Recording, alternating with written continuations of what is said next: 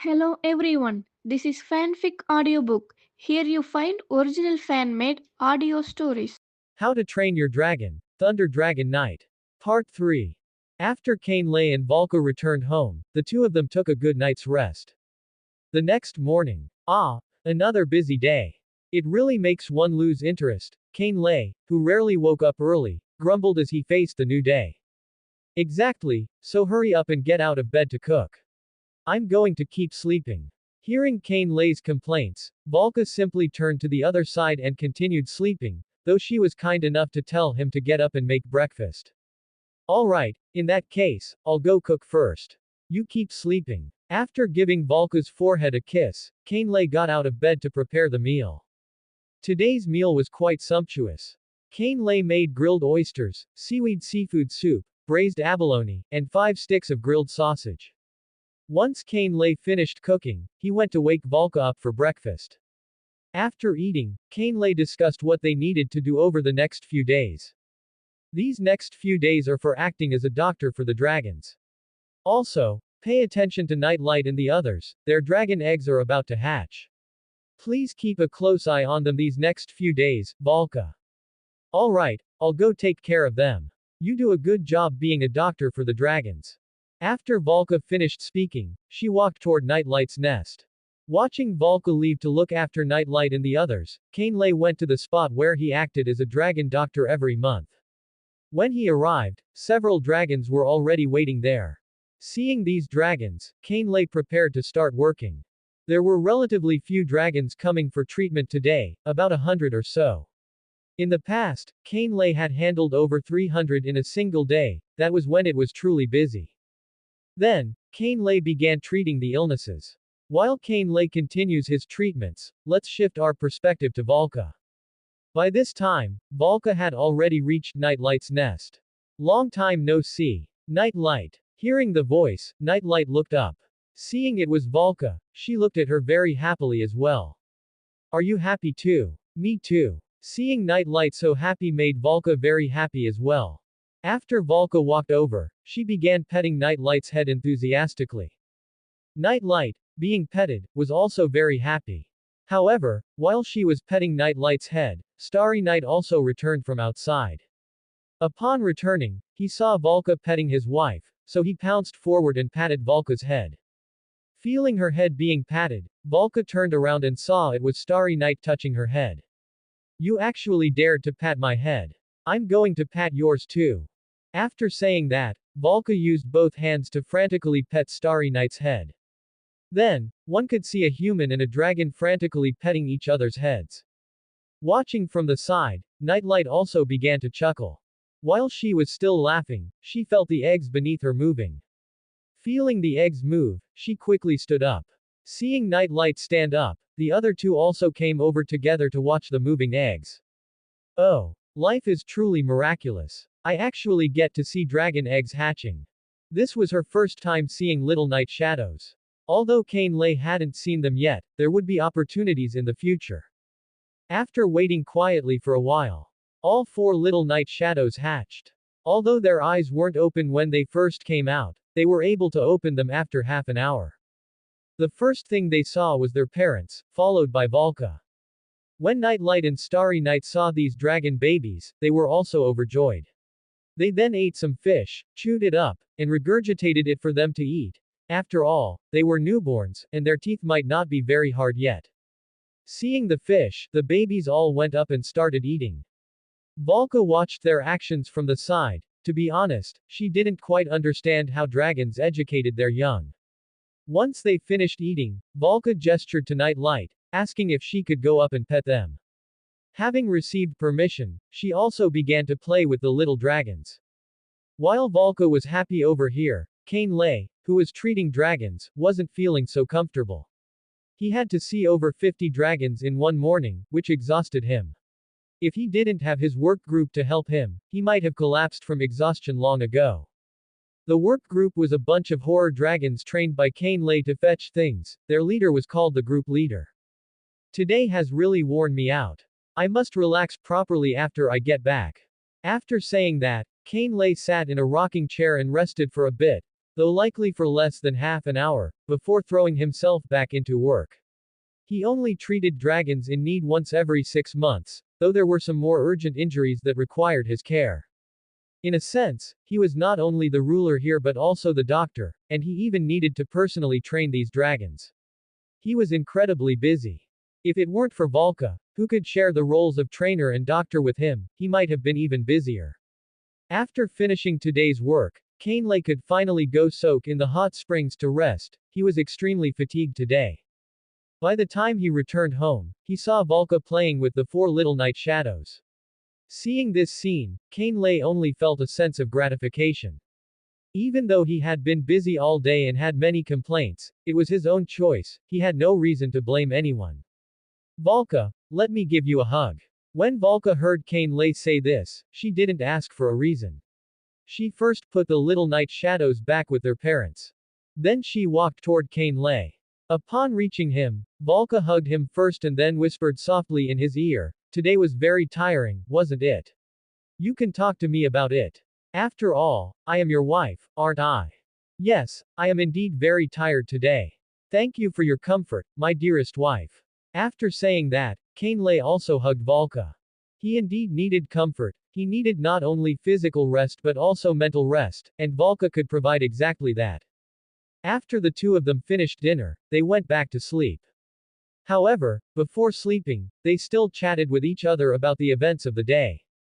When Kainley heard that Volka had seen the dragon eggs hatch, he expressed regret that he hadn't seen it. He felt upset about it for quite a while, but after receiving some comfort from Volka, Kainley let it go. Even though he missed it this time, there would be a next time, wouldn't there? Next time, he would definitely see it, though it might take some time. Kainley also talked about today's matters. When Volka heard that he had helped so many dragons today, she gave him a good deal of praise. Finally, after praising each other, the two of them entered dreamland. It has already been 5 days since the little night shadows were born. Although 5 days have passed, they still can't fly. It's understandable since they are still small, their wings might not be fully developed yet. Cain even gave them names: Time, Qianyuan, Yingsha, and Darkstar respectively. The first two were named by me, of the latter two, one was named by a fellow group member and the other by someone in the comments. Among them, Darkstar and Time are girls, while the other two are boys. During these few days, Cain also finally finished helping all the dragons that needed assistance. Although he finished, it really wore him out. Luckily, Volka and the workgroup were there to help him. After finishing everything, Cain rewarded himself and Volka with a day out at Dragon Paradise. Dragon Paradise was a park built by Cain and Volka 2 years ago, located in the middle of the right island of Dragon Feast Island. The facilities inside included everything that dragons enjoy. There was also a hide-and-seek tunnel that Nightlight and the others really liked. Cain and Volka played here all morning and planned to visit the giant dragon grassland in the afternoon. However, by the time they arrived, a large number of dragons were already lying there. There were even cavern crashers eating dragon grass. Seeing this scene, Cain and Volka simply felt very comfortable. Cain went to get a sunshade, and the two of them lay down beneath it. Everything is truly wonderful. Yes, if only it could always be like this. Hearing Volka say this, Cain rolled over to look at her and said, "Volka, tell me, if I were to die one day, what would you do?" Hearing Cain talk about what she would do if he died, she thought of her parents. She immediately grabbed Cain's collar and said, "I won't allow you to die. Do you hear me? I won't allow you to die. If anyone is going to die, it'll be me first."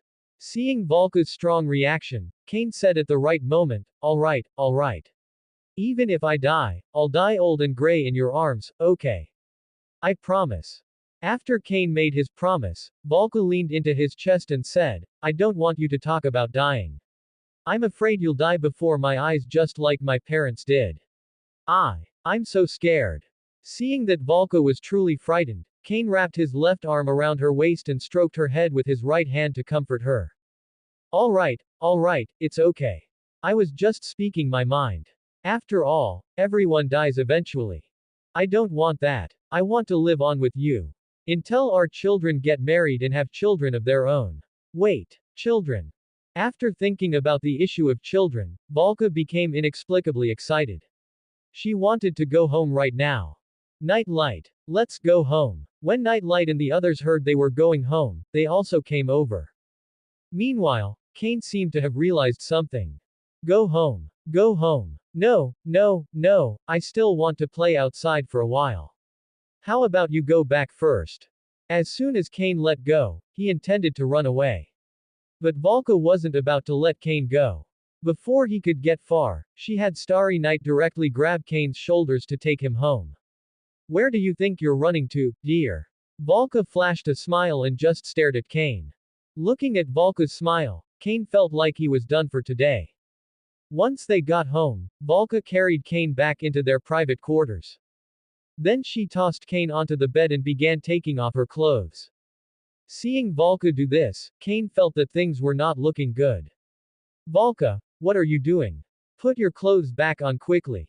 What am I doing? Having a baby, of course.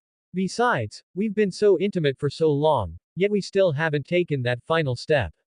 I know you're worried about my body, but I want to take that final step now. As she spoke, she slowly walked over toward Kane. Once she reached him, she began tearing the clothes off Kane's body. Wait, wait, don't do this. By all rights, I'm the one who should be playing this role. Why is it like this? Who cares? Right now, you're going to have a child with me. After she finished tearing off Kane's clothes, Kane tried to run out. However, before he could escape, he was flung back onto the bed by Volka. She even locked the door before slowly walking toward Kane. Kane could only scream, "Don't come any closer. Hee hee, now be good and have a baby with me." She then pounced on Kane. After a day of procreating, Volka was lying happily on Kane's chest. Kane, however, didn't feel quite right. Clearly, he should have been the active one, so why was he the passive one? But it didn't matter now, he needed to go cook. After a day and night of procreating, Volka couldn't get up anymore, so she had to rely on him to cook and take care of her. After getting up and preparing the meal, Kane placed the food in front of Volka. But before she ate, Kane needed to move her into the hide dragon nest where Thunder usually sleeps. After all, after such a big battle, it was time to clean up the battlefield. After Kane placed her in the hide dragon nest, he also set the food before Volka. How are you? Are you okay? You were so active from last night until just now, so why can't you move now? Kane said while rubbing Volka's face. Volka could only glare fiercely at Kane and say, "Once my body has recovered, I'll definitely make it so you can't walk either." As Volka spoke, she swatted away Kane's hand that was rubbing her face. After his hand was swatted away, Kane stroked Volka's head to comfort her. All right, just eat your food first, okay? Once you're better, we'll do whatever you want. After being comforted, Volka began to eat. After finishing the meal, they made do by sleeping in Thunder's dragon nest for the night. Thunder didn't really care that the two of them were in his nest. After all, his nest was very large, big enough for two Thunders to lie in and sleep together. However, before sleeping, Kane still said to Volka, "I think we'll be together like this forever. Yes, we're going to be together like this forever." Ever since Kane and the others crossed the final boundary, Volka had been wrapping her arms around Kane's neck every day, rubbing her face against his, leaving Kane at a total loss for what to do. After all, under normal circumstances, he should have been the one suggesting they have a good time, but now it was Volka who wanted to have a good time with Kane. The key was, it wasn't just a suggestion, how could she do it twice a day? Kane felt that 3 or 4 times a week would be sufficient. After all, too much was bad for the body. But Volka didn't care, she just wanted it. She didn't care at all whether Kane could handle it. They had only been at it for 2 weeks, and Kane already felt the misery of the days to come. Fortunately, Volka's health wasn't great yet. Currently, after every session of procreating, she needed to rest for 2 days. This also gave Kane time to recover. Volka, do we want to go out and play for a few days? After all, the two of us haven't been out for a long time. When Volka heard this, she ran over and hugged Kane, then whispered in his ear. I don't want to. After all, we've just started. We still have so many things to do. As she spoke, she gave Kane's stomach a squeeze, but her hand wasn't very well behaved, slowly wandering downward. Kane first caught that restless hand, then used his other arm to hold Volka and said, "You know my physical condition. We don't need to rush for results, okay?" After saying that, Kane leaned in and kissed Volka. As for Kane's physical condition, I should say it was an accident. Before he died, Kane had conducted an experiment. He was particularly interested in chemical reactions at the time, so he bought a large amount of materials to experiment with. He proceeded with the experiment adhering to a sense of, I reckon, exploration, and then, unsurprisingly, something went wrong. He had put too many things in at once, and then he just let the contents react continuously until a small explosion occurred. The explosion produced some smoke, and Kane accidentally inhaled a bit. Fortunately, he reacted quickly and immediately covered his nose and mouth to run outside. However, Kane was clearly still uneasy and went to the hospital for a checkup. It was a very thorough examination, literally from head to toe. The final result was a decrease in sperm activity, about 1/5 the activity of a normal person. It meant he could still cause a pregnancy, but the chances were very slim. Kane was very excited when he heard this. He had invented something that could provide painless sterilization. This stuff should sell like hotcakes. You see, Kane's brain works differently. Hearing that his sperm activity had decreased, he wasn't sad, but happy instead. But for him, it was normal, at least regarding his past life. Marriage. Not even a dog would do it. To the past Kane, marriage was a useless thing. If you married a woman, you had to worry about her splitting your assets, or becoming a fallback guy for someone else. What if he became a donkey galloping across the prairie? In short, he wasn't getting married or dating, so what did he need active sperm for? Moreover, if he wanted to go out and have some fun in the future, he wouldn't have to worry about any issues, aside from worrying about biological hosts. Kane also thought of many ways to make a fortune, such as selling it to pet hospitals for use on cats and dogs, or if any brothers wanted to buy it, he could sell it to them too. If nothing had gone wrong, he probably could have become a business tycoon, but that's only an if. The next day, a gas tank explosion sent him on his way in one go. And all his research data vanished into thin air. Fortunately, there was still a copy of the data on his phone, but he was in no mood to continue making that stuff now. He wanted to keep Volka company properly, but as for his physical issues, he simply shifted the blame to Loki. Volka also knew about Kane's physical issues, but wasn't it enough to just have a high volume? If the probability was low once, wouldn't it be fine to just do it dozens of times? She was simply a genius. Subsequently, Volka became like a woman who had been married for several years, frantically demanding marital duties from Kane. Kane also knew he would be no match for her later, so he was taking the opportunity now to quickly nurse his body. Today I shall nurture my troops and build my strength, waiting for the moment to strike and leave the enemy with nothing. But thinking about it was enough. After all, the ox might die of exhaustion, but the field isn't necessarily worn out by plowing, it can only be made pregnant. But he shouldn't think about that for now. Under Kane's persuasion, Volka also agreed to go out and play with Kane for a few days. Then the two of them went to Dragon's Edge. Kane also brought the little night shadows along, intending to show them to Hiccup and the others. Upon arriving at Dragon's Edge, Kane and Volka saw Hiccup flying in the sky, seemingly performing some kind of challenge. After Hiccup and Toothless flew past the dome, Kane and Volka also flew down. Hi, Hiccup, long time no see. When Hiccup saw it was Kane, he also greeted him, but noticed that Kane's complexion wasn't very good. Kane, long time no see. What's with you? Seeing Hiccup's gaze, Kane quickly explained, nothing's wrong, I've just been feeling a bit unwell lately. Hiccup, alright, but you could go find Gothi, she'd probably be very happy to help you. Kane, Gothi, I'll pass. I'll be fine in a few days. Then, as if remembering Gothi's way of treatment, he felt it wouldn't do. While the two of them were talking, Snotlout also wanted to challenge the dome. However, Snotlout's challenge didn't clear the dome, it seemed like something went wrong with Toothless. While flying, Toothless seemed to have heard some kind of sound. This caused Snotlout to perform poorly. In the end, when the dome opened, only Snotlout was inside. Seeing only Snotlout inside, Hiccup first asked if Snotlout was okay, and then asked where Toothless was. Snotlout said he didn't know, and he also had quite a few complaints about Toothless. During their conversation, a simultaneous sound occurred once more. But Toothless was gone, and Snotlout needed to go out and find him.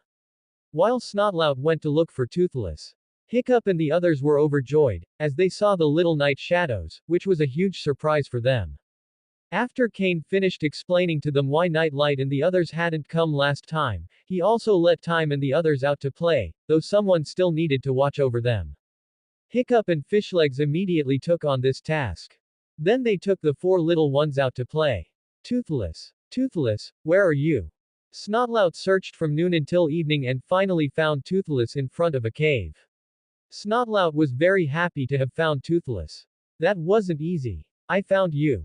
Hearing the voice, Toothless turned around, staring at Snotlout with his whole body wreathed in flames. Seeing Toothless so angry, Snotlout felt that he hadn't even lost his temper yet, so what right did the dragon have? Where is this temper coming from? I haven't even gotten angry yet. After Toothless realized it was Snotlout, the fire on his body died down, but his eyes looked around uneasily. Snotlout simply thought Toothless must be feeling unwell, so he walked over and stroked Toothless's head to comfort him. Are you okay, Toothless? I bet you're just hungry. Come on, Toothless, let's go back to Dragon's Edge. After Snotlout finished speaking, he wanted to ride Toothless back, but Toothless seemed to be waiting for something to return. In the end, because of Snotlout, he finally went back. After returning, everyone prepared dinner for the dragons. When they brought out the fish for the dragons to eat, Toothless sat to one side, seemingly deep in thought. Even when Snotlout personally tried to feed Toothless, Toothless wouldn't eat, he even tossed Snotlout aside. Snotlout. Did you all see that? Snotlout. Yes, we saw it, my friend. This scene is truly delightful. Roughnut. Sir, could you do that again for us? The twins were truly making a scene, cheering from the sidelines. Snotlout. I mean Toothless, his behavior is so strange. Fishlegs. How so? Snotlout. He wouldn't listen to me during the race, he ran away, spat fish in my face, and even threw me against a wall. Astrid. That doesn't seem like there's anything wrong. Hiccup. Yeah, Snotlout, it looks just like how you and Toothless usually get along. After Hiccup finished speaking, Snotlout planned to go up and feed Toothless fish again. But as soon as he dropped the fish next to Toothless, Toothless swatted it back with his tail. Then Toothless kept banging his head against the rafters. Snotlout. If you're here to tell me I'm crazy, then forget it. Hiccup. Alright, Snotlout, you're right. Right. Hiccup. No one knows your dragon better than you. If you think something is wrong, then we'll lock him in a cage for now. To make sure he doesn't hurt himself, we'll see what's going on tomorrow. Snotlout. Yeah, looks like I need to do that.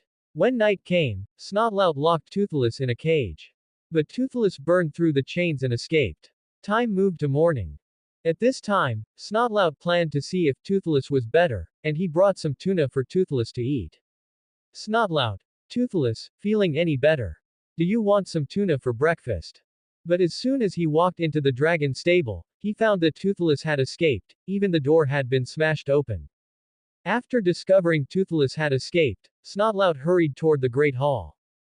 Inside the Great Hall, Hiccup and the others, who were playing with Time and the others, saw Snotlout burst in. Hiccup. Snotlout. Did something happen? Snotlout. Toothless. Toothless escaped from the cage last night. Hiccup. This might be much more serious than we thought. Snotlout. You have to help me find him. The idea to lock Toothless in a cage was yours. Hearing Snotlout say this, Hiccup had no choice but to help him look for the dragon. Hiccup. Alright, we'll go help you find the dragon.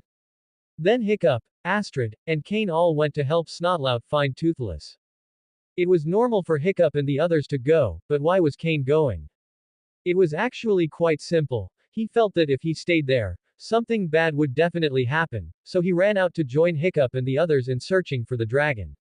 Toothless. Toothless. Snotlout was currently sitting on Starry Night, calling out for Toothless. Clearly, Starry Night wasn't very happy with someone shouting on his back, but he had no choice since Kane told him to help Snotlout for now. Snotlout. Hiccup, give me that, whatever scope of yours. Hiccup. You mean my telescope? Snotlout. Yeah, that's the one. Then Hiccup threw his telescope to Snotlout. After catching it, Snotlout began looking all around. While they continued searching for Toothless, some sounds were heard nearby, the same sounds heard before Toothless started acting strange. Snotlout. It's that sound, the one we heard before Toothless started acting weird. Follow me. Astrid. That sounds like a monstrous nightmare. As Kane listened to the sound, it felt very familiar. When had he heard it before? Right. It was the sound a monstrous nightmare makes when in danger, or perhaps a call for help to a mate. He couldn't tell for sure anymore, but it was close enough. When they flew in front of Toothless, Snotlout realized this was the same spot where he had found Toothless yesterday. And when Toothless saw them flying down, he stared at them with a vigilant expression. Snotlout. Here again. This is where I found him yesterday. After saying that, Snotlout got off Starry Night and walked toward Toothless. Seeing Snotlout approaching, Toothless let out a loud roar. Toothless's roar also drew out another monstrous nightmare hidden inside the cave. Astrid. Another monstrous nightmare. Hiccup. Not just another one, but a female monstrous nightmare. Seeing this, Kane slapped his forehead. He knew why now. Kane. I think I know why Toothless has been acting strange. And seeing that his dragon had picked up a girl, Snotlout was very happy. Snotlout. A female monstrous nightmare. It all makes sense now. My dragon is quite the ladies' man. Just like his rider. Snotlout boasted after saying that, but everyone knew Snotlout had no luck with women. Well, maybe not none, just very little. But Astrid clearly had a different opinion. Astrid. I highly doubt that. She's not that desperate. Snotlout. Alright, Toothless, it's time. Let's go. Just as Snotlout was about to leave, Kane pulled him back. Snotlout. Kane. What are you doing? Kane. While I don't want to interrupt your reunion, I think I know why Toothless has been acting strange.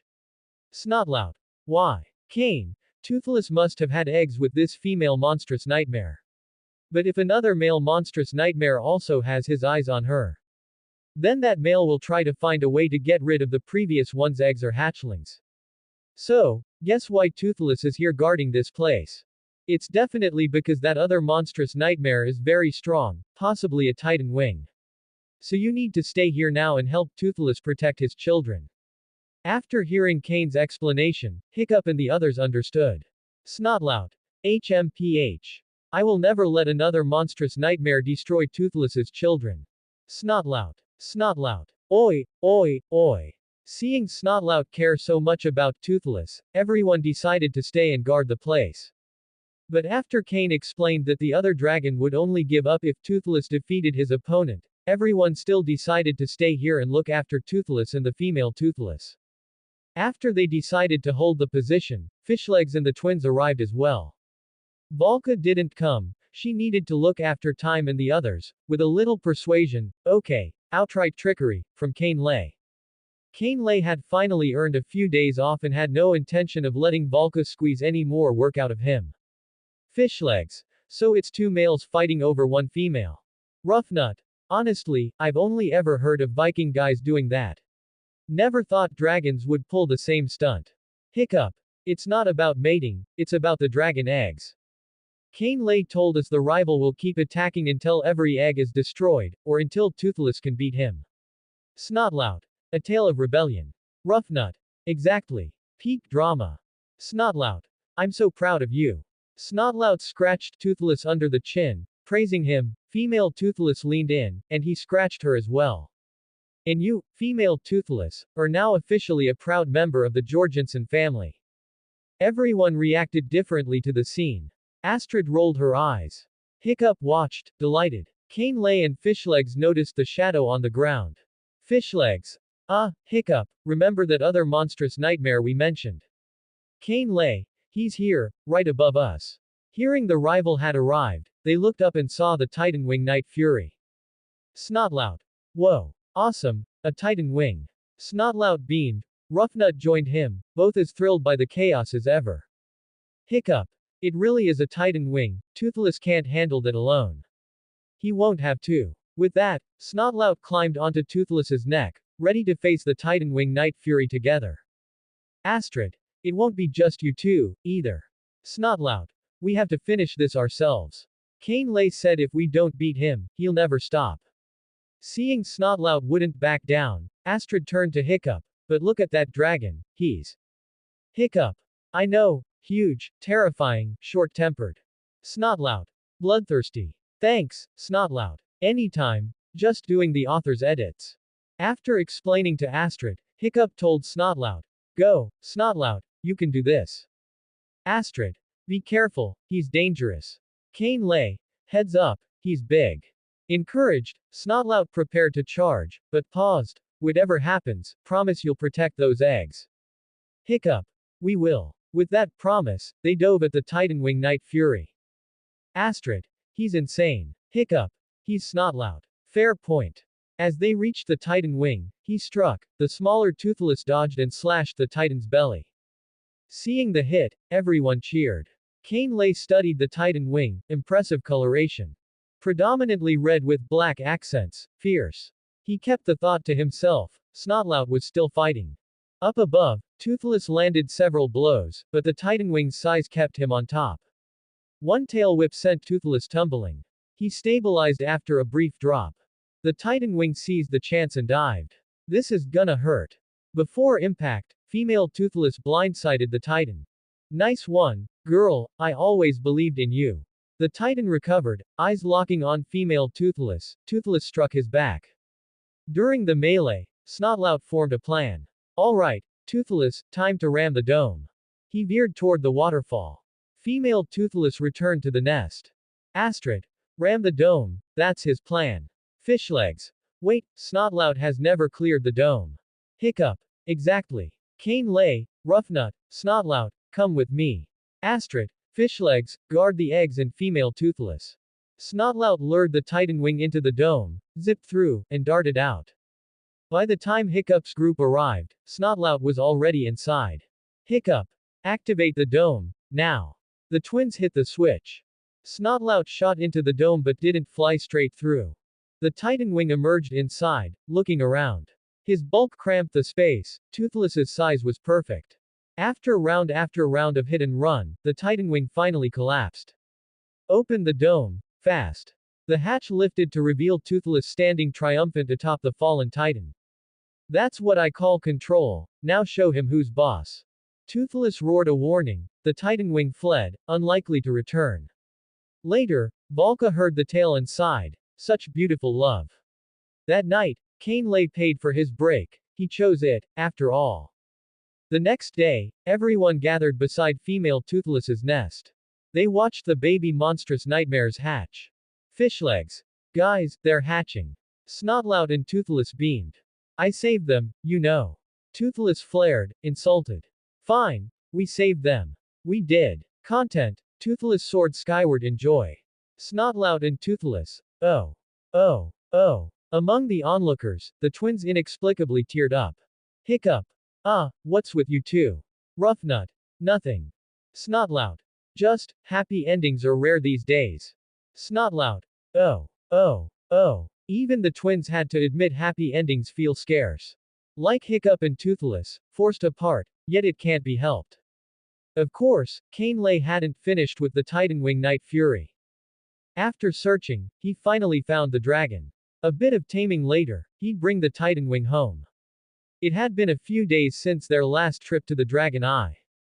After Cain Lay and Volca returned, they spent a few days resting in bed. Though Cain Lay wasn't very comfortable lying there, he had no choice. During this time, Cain Lay finally established a set of rules with Volca.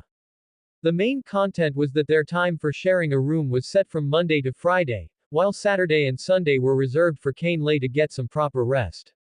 Additionally, during the day, Cain Lay needed to work, so they couldn't share the room then. Although Volca kept trying to negotiate for 7 days a week during this period, she was still rejected by Cain Lay. After all, Cain Lay didn't want to be drained every single night, he still needed rest, and his body wouldn't allow for daily intimacy anyway. If they kept going like this, what would become of Cain Lei's health? So, he firmly vetoed Volka's request. Volka also knew her request was a bit excessive, seeing as Cain Lei had initially only stipulated 4 days. Upon hearing that, she immediately demanded 7 days, knowing Cain Lei definitely wouldn't agree. So the two of them haggled for a while, finally meeting in the middle at 5 days. Volka got a satisfactory amount of time, and Cain Lei got his rest. Both parties were pleased with the outcome of the conversation. It's worth mentioning that when Cain Lei returned, he also made a trip to Burke Island. He needed to check if the seeds he had asked Stoic for had arrived. Upon arriving at Burke Island, Cain Lei indeed received the seeds he wanted. After getting what he needed and thanking Stoic, they headed back. Of course, he also brought back that Titanwing monstrous nightmare. Cain Lei gave him a name, Firewing. Naturally, Cain Lei was kind enough to find him a girlfriend. After getting a girlfriend, the dragon became quite happy.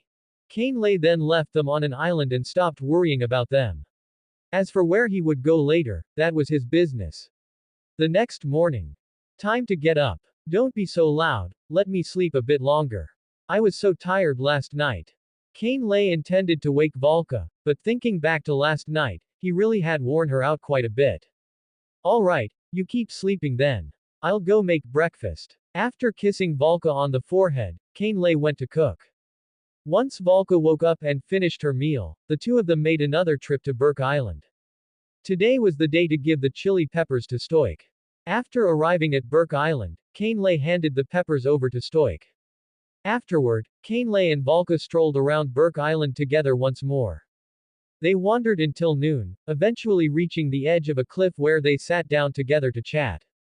After talking for a while, Volka rested her head on Cain Lei's shoulder, seemingly getting sleepy. But even like this, she kept talking. Tilda last night was truly exhausting, even though I said stop, but, Z's. She fell fast asleep before she could even finish. It seemed last night really had tired her out. Sighed Tilda honestly, you should at least sleep on a blanket. But it doesn't matter, I can be the blanket. After saying that, Cain Lei lay down, letting Volka sprawl on top of him. Soon, both of them slowly drifted off to sleep. Until a loud boom rang out. What happened? The sound woke V Li up, and Cain Lei woke up with her. Then the two of them noticed that there seemed to be firelight on Burke Island. Looks like something happened over there. Do we need to go help? We should. Volka, let's go. As soon as the words left his mouth, Cain Lei ran off, with Volka following close behind him. By the time they reached the site of the fire, Cain Lei saw Stoic there, directing everyone to put out the blaze. Cain Lei joined in. Because Volka had albinism, she couldn't get too close to the source of the fire. She could only ride Nightlight and Starry Night to carry water from the sea to extinguish the flames. After the fire was out, Cain Lei asked Stoic, what exactly happened here? Stoic, Dager's fleet just attacked us. But it's strange, they only sent one ship to attack, and they fled in a hurry right after. Cain Lei, do we need to call Hiccup and the others back? Stoic thought about it. He did need Hiccup and the others to return, especially since Astrid's family home was among those hit. I need to call them back. He then found a horror dragon, and once the letter was tied on, Stoic sent it to find Hiccup and the others. The next morning, Hiccup and the gang returned to Burke Island. Seeing them return, Stoic, Cain Lei, and Volka went out together to greet them. Stoic, son, I'm glad you're back. Hiccup, who did this? Daguerre. Stoic, yes, but they've already run off. Their catapult volleys and fire arrows destroyed several of our houses. Astrid, your parents' house was one of them. You'd better go take a look. Hearing that her parents' house had been attacked, Astrid hurriedly flew over.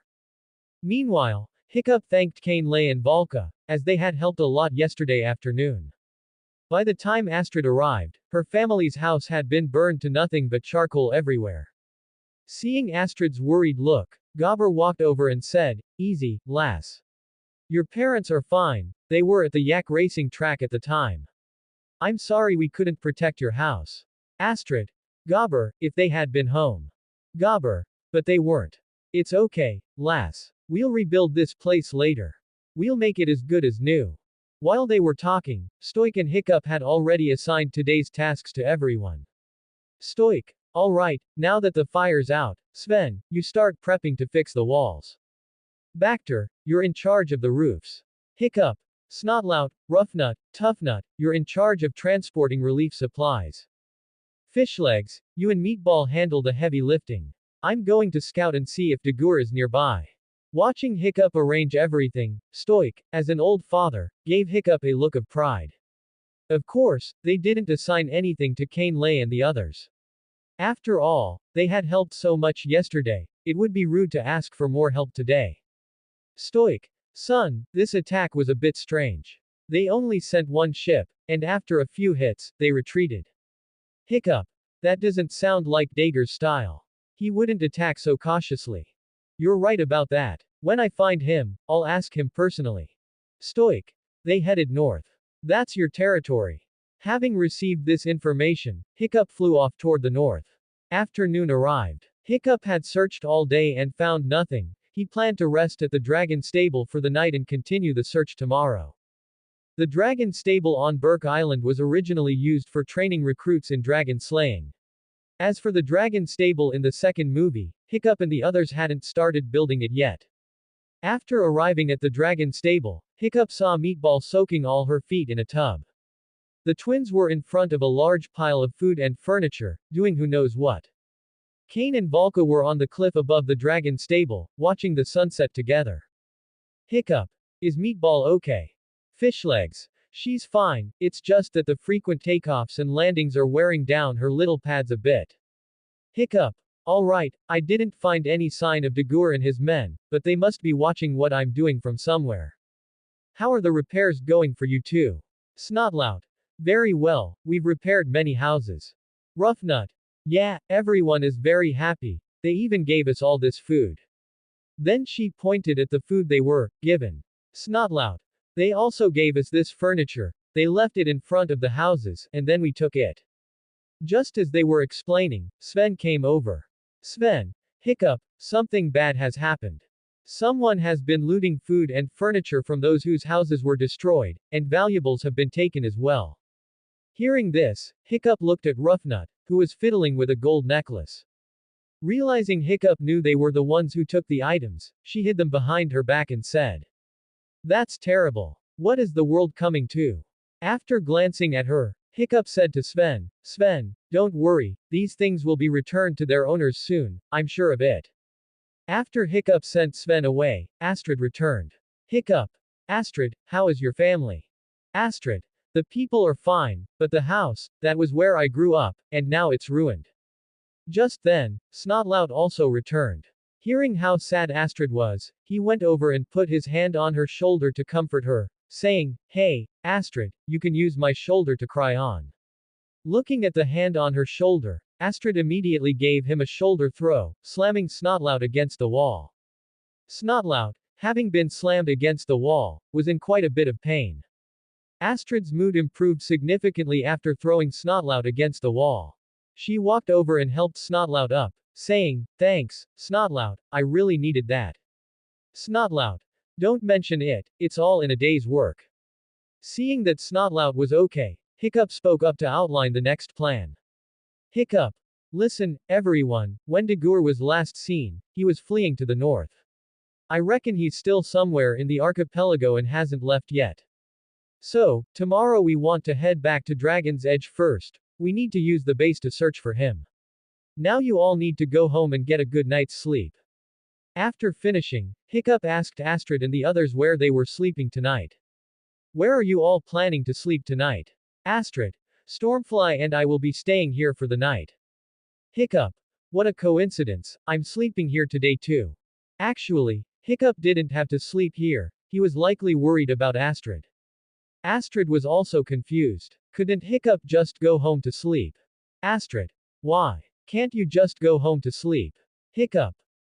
Well, you see, my dad snores in his sleep, and it's so loud that neither Toothless nor I can get any rest.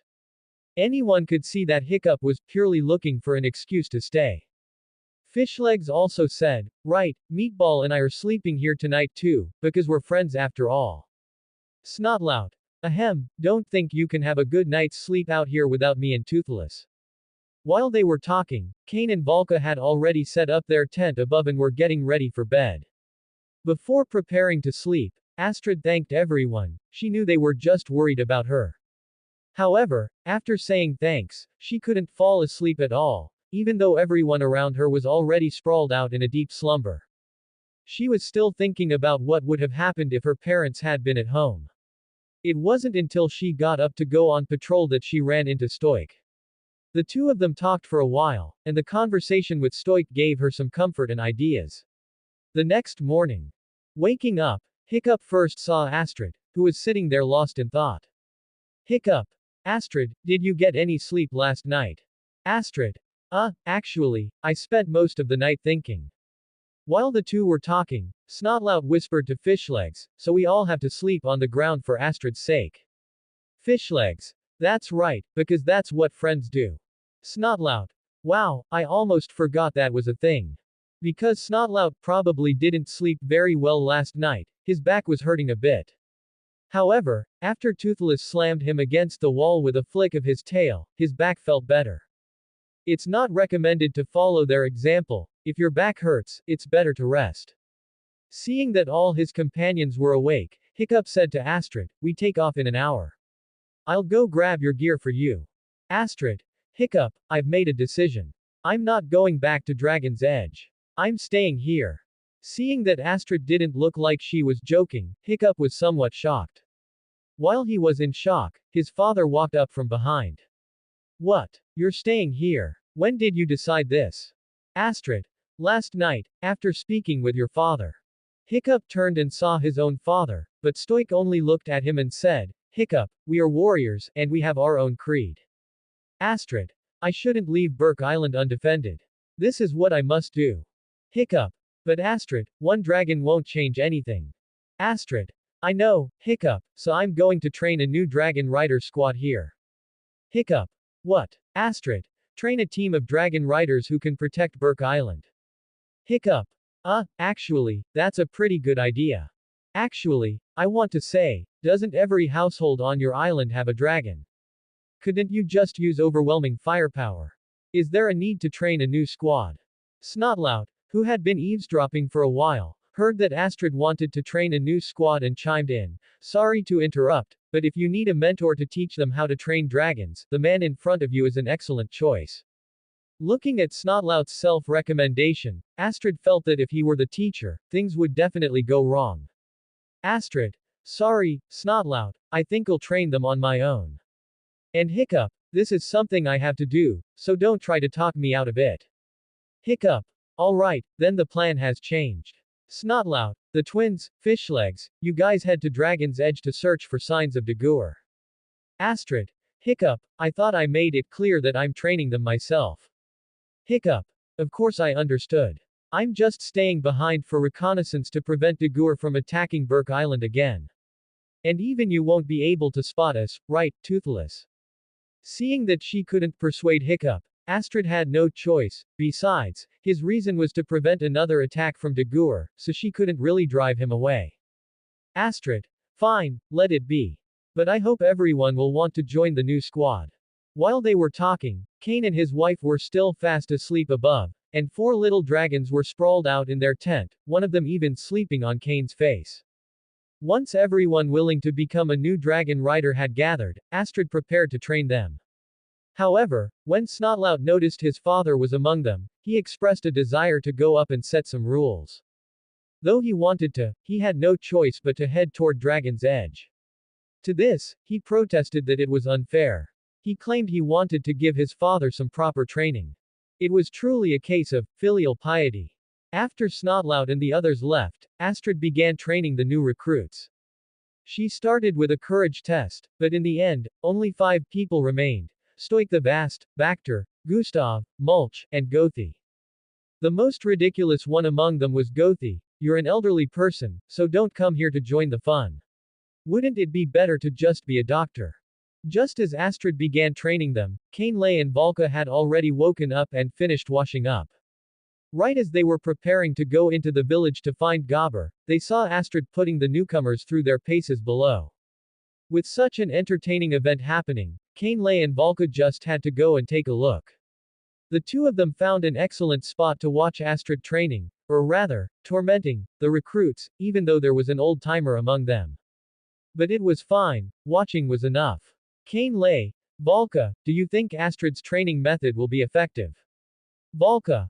I don't think it'll be very effective. After all, training isn't exactly fun. I know this from experience, training the mimic dragons took me quite a lot of time. Although they learn relatively quickly, there are inevitably some dragons that are particularly uncooperative. Fortunately, with Chatterbox's command, it's generally been alright. Watching Volka share her insights, Lay said with a smile, "It seems my dear wife has learned a lot after all. Actually, your training is quite good, at least it allows them to have a fighting chance in the wild and against dragon hunters." Volka was very happy to hear Lay's praise. Volka. Thanks for the compliment, but haven't you forgotten something? Alright, I can't help it. After Lay finished speaking, he leaned in and kissed Volka. This was Volka's request ever since she had taken the initiative with him. Volka demanded that whenever Lay praised her, he had to give her a kiss. Although Lay had his doubts, he could only comply. After the kiss, Lay pinched Volka's cheek and said, "I really don't know why you want me to kiss you so much." After being pinched by Lay, she also pinched his cheek and said, "Because, of course, when we're kissing, your voice belongs only to me. Also, you can let go now, right?" After they both let go, Lay said, "But if I do that, won't I be unable to say that you are my one and only?" Volka. It's fine, you can say it after the kiss. Anyway, I am your only one, and you are mine. After saying that, the two leaned against each other, watching the farce below. And Thunder was also watching the farce below. For him, watching the fun was also quite nice. The four little dragons had also been taken by their parents to play in the forest. After the two of them watched for a while, Hiccup also returned from his patrol. Upon returning, he saw Lay and Volka sitting there watching Astrid and the others train.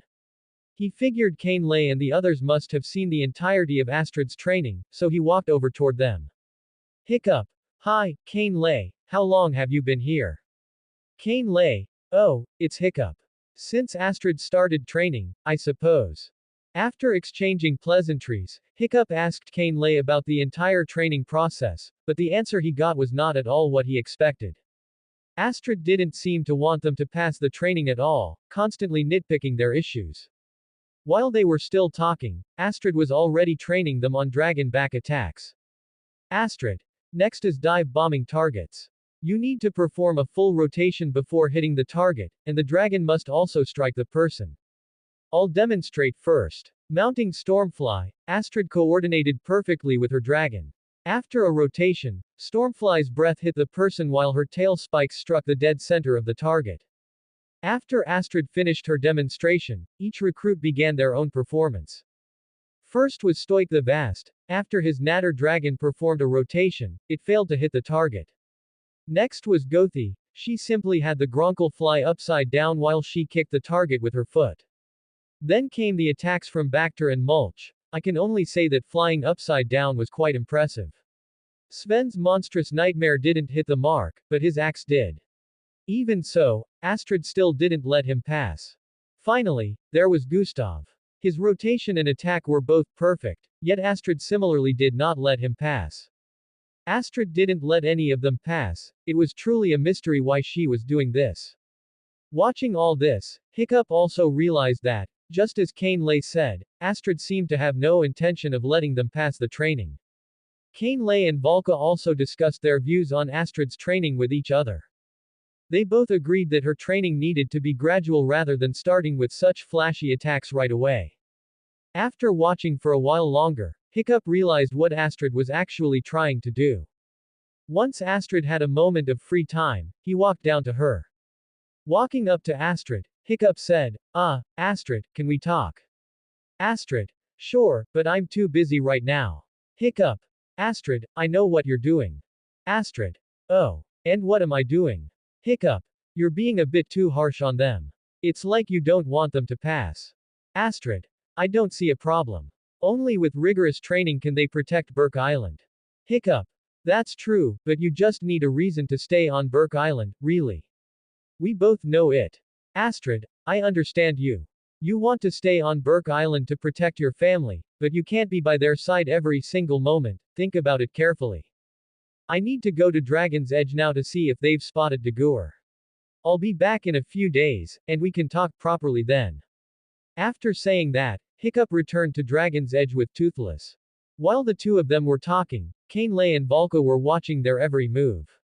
After all, for an old, married couple like them, watching a young couple bicker was quite interesting. Upon returning to Dragon's Edge, Hiccup discovered that Dager's fleet was attacking the base. After Hiccup finally managed to fly into the dome, he saw that everyone was still inside. Is everyone okay? Fishlegs. Meatball took an arrow to the wing, but she's alright. Snotlout. They caught us completely off guard. We hadn't even spotted them before they were already attacking. If our warning system hadn't been. Snotlout. Don't start with our mistakes, okay? Hiccup. We need to fight back. Roughnut. We tried, it didn't work very well. Snotlout. Dagur has us pinned down. Fishlegs. And he has 12 ships. Snotlout. They also have crossbows that can fire 20 arrows at once. Actually, it's pretty cool. I'm planning to ask for one as my Snoggletog gift. Do you think Dagur would give me one? Hiccup. That's not important right now, okay. This is our home now, and we have to defend it. Now, everyone, think, do we have any advantages?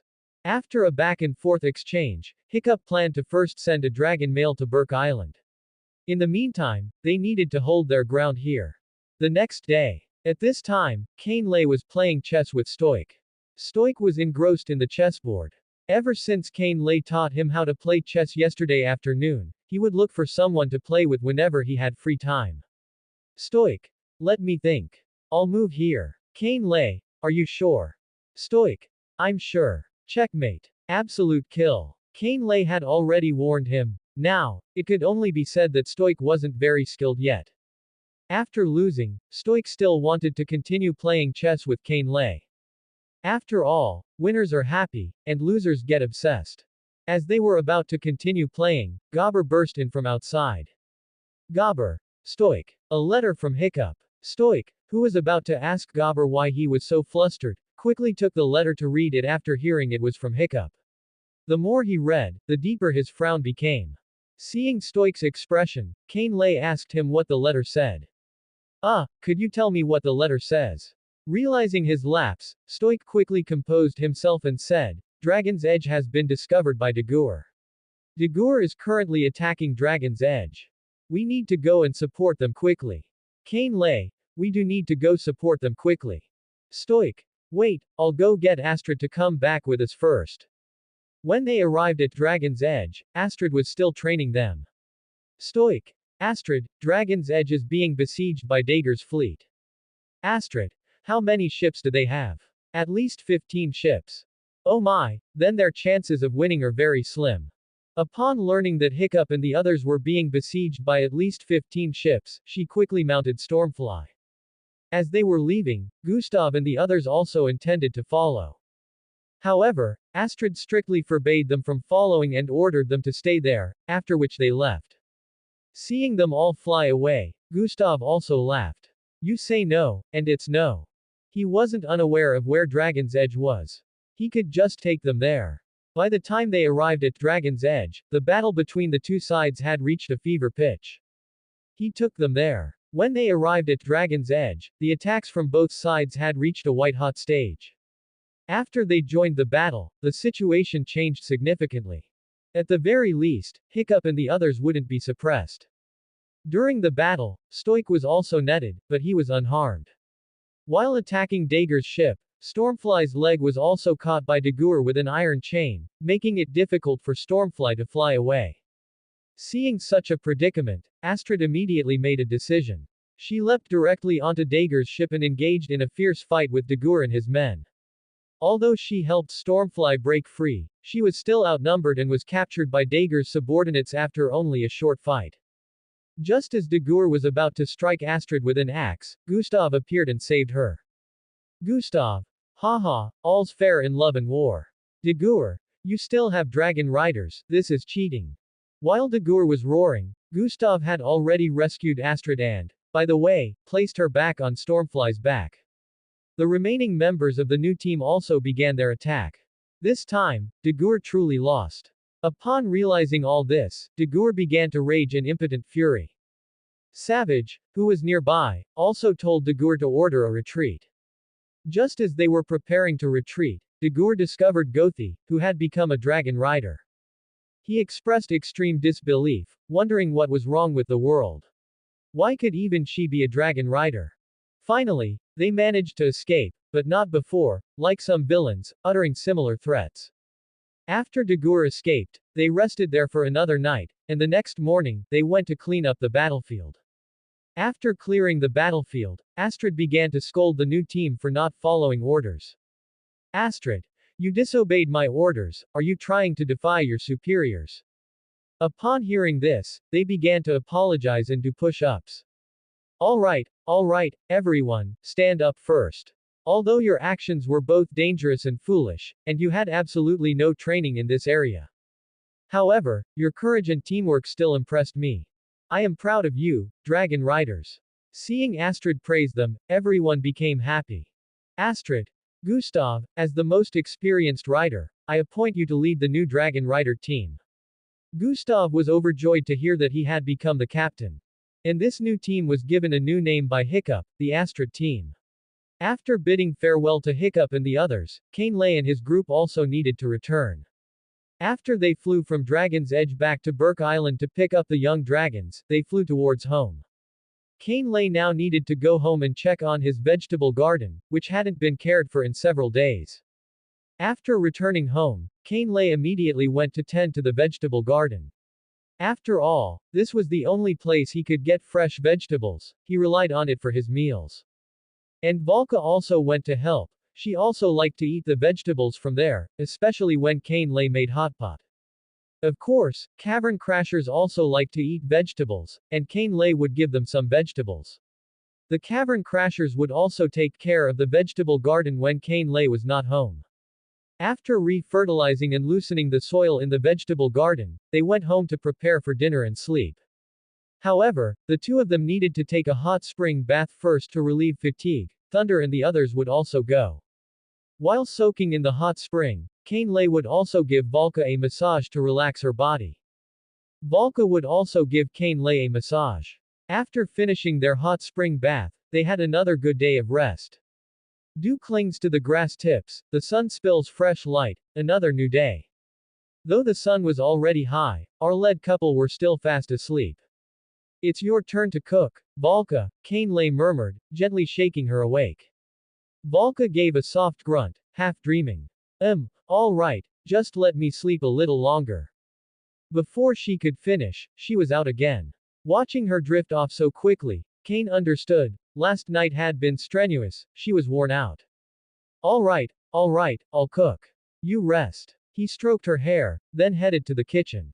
When the meal was ready, Cain lifted Valka from the bed, carried her to wash up, and set her on a chair to eat. From the moment he picked her up, Valka hadn't moved a muscle, letting him pamper her completely. Happy now. Getting the royal treatment. Valka only huffed. Well, you kept going last night. I could barely stand this morning. Cain knew she was blaming him. You started it, don't pin it on me. Neither continued the argument. Honestly, neither was innocent, they both wanted each other. After breakfast, Cain turned to business. So, Valka, is everything ready? Ready. I've been working on it since the day we decided. We just need your ring finished. Should we invite anyone? How about Hiccup and the others? And Stoik and Gobber? I'll leave it all to you. Then let's head to Dragon's Edge first, then Burke Island. With that, they soared toward Dragon's Edge. On arrival they found Hiccup and the gang in the middle of training. Hey, Hiccup. Hiccup waved back. Hey, Cain. Long time no see. What brings you here? Well, complicated story, but in short, we'd like you, and your dad and Gobber, to come to our wedding. The announcement left everyone stunned. Snotlout. What? Wedding? I thought you two were already married. Hiccup. So you haven't had a ceremony? Cain. Strange as it sounds, no, we haven't. Stoik the Vast. Okay, if we're coming, what good food will there be? Rough nut. Yeah, yeah. What's on the menu? The others groaned. Astrid. All you two think about is food. Stoic the vast. Of course. A wedding's only as good as its feast. Everyone's fists clenched. Kane quickly stepped in. There'll be roast whole lamb if you want. Takes a while, but we'll arrange it. Yay. The pair linked arms and danced. Hiccup rubbed his forehead. Kane, you really don't have to. Kane just smiled and waved it off. It's fine. A wedding should make everyone happy, us and you. If a wedding isn't fun, what's the point? Hiccup had to agree. All right, your wedding, your rules. While they talked, Stoic the Vast arrived. Stoic the Vast, having a lively chat, I see. Snotlout edged nervously toward his father. Snotlout. Dad, what brings you here? Hiccup greeted him awkwardly. Hiccup. Stoic. Great to see you. Ignoring the awkwardness, Stoic clapped Snotlout on the shoulder. Stoic the Vast, I've brought news from Burke Island. Tomorrow two great clans will unite, my clan, the Jorgensen family, and Astrid whispered to Hiccup, what fool would marry into the Jorgensens? She spoke too soon. Stoic the Vast, the Hoffersons, Astrid's clan. Astrid froze in disbelief. Astrid, wait, did he just say the Hiccupson family? Fishlegs looked equally stunned. Fishlegs, that would be unprecedented, those two clans have never intermarried. The Hiccupson family has always disliked the Jorgensen family. Astrid chimed in, that's because Jorgensen people keep pestering us Hiccupsons. Wait, does that mean Snotlout's about to become my relative? Snotlout. Any problem with that, cousin? Makes us even tighter, right? He slung an arm around Astrid's shoulder as he spoke. Astrid glanced at him, then jabbed her axe handle straight into his gut. Doubled over, Snotlout clutched his stomach and groaned. Stoic the Vast watched with a grin. Welcome to the clan, lass. Now for business. He reached down from his natter dragon and unwrapped a cloth bundle, the Jorgensen ceremonial axe. Snotlout's eyes widened at the sight of it. Snotlout. Ooh, the Jorgensen right axe, shows up at every wedding. He moved to touch it, but Stoic the Vast waved him off. Stoic. Aye, and tomorrow it'll be on Frigg Isle, Burke's sacred wedding ground. Once it splits the betrothal birch, the union's sealed. So, Snotlout, you're presenting it. He thrust the axe into Snotlout's hands. The moment he gripped it, Snotlout felt nothing but glory. Snotlout. So awesome. Hiccup offered congratulations. Hiccup. Big honor, Snotlout. Snotlout. Only the bravest, strongest Jorgensen gets this job. And you're looking at him, cheer for me. Just as he basked, his father cut him down. Stoic. Truth is, I meant to do it myself, but I've got 400 boars to wrangle for the feast. Snotlout. Still makes me second choice in the family, sweet. Stoic. If only Sneezy could be found, lads vanished at sea. Snotlout. Third choice then, not bad, right?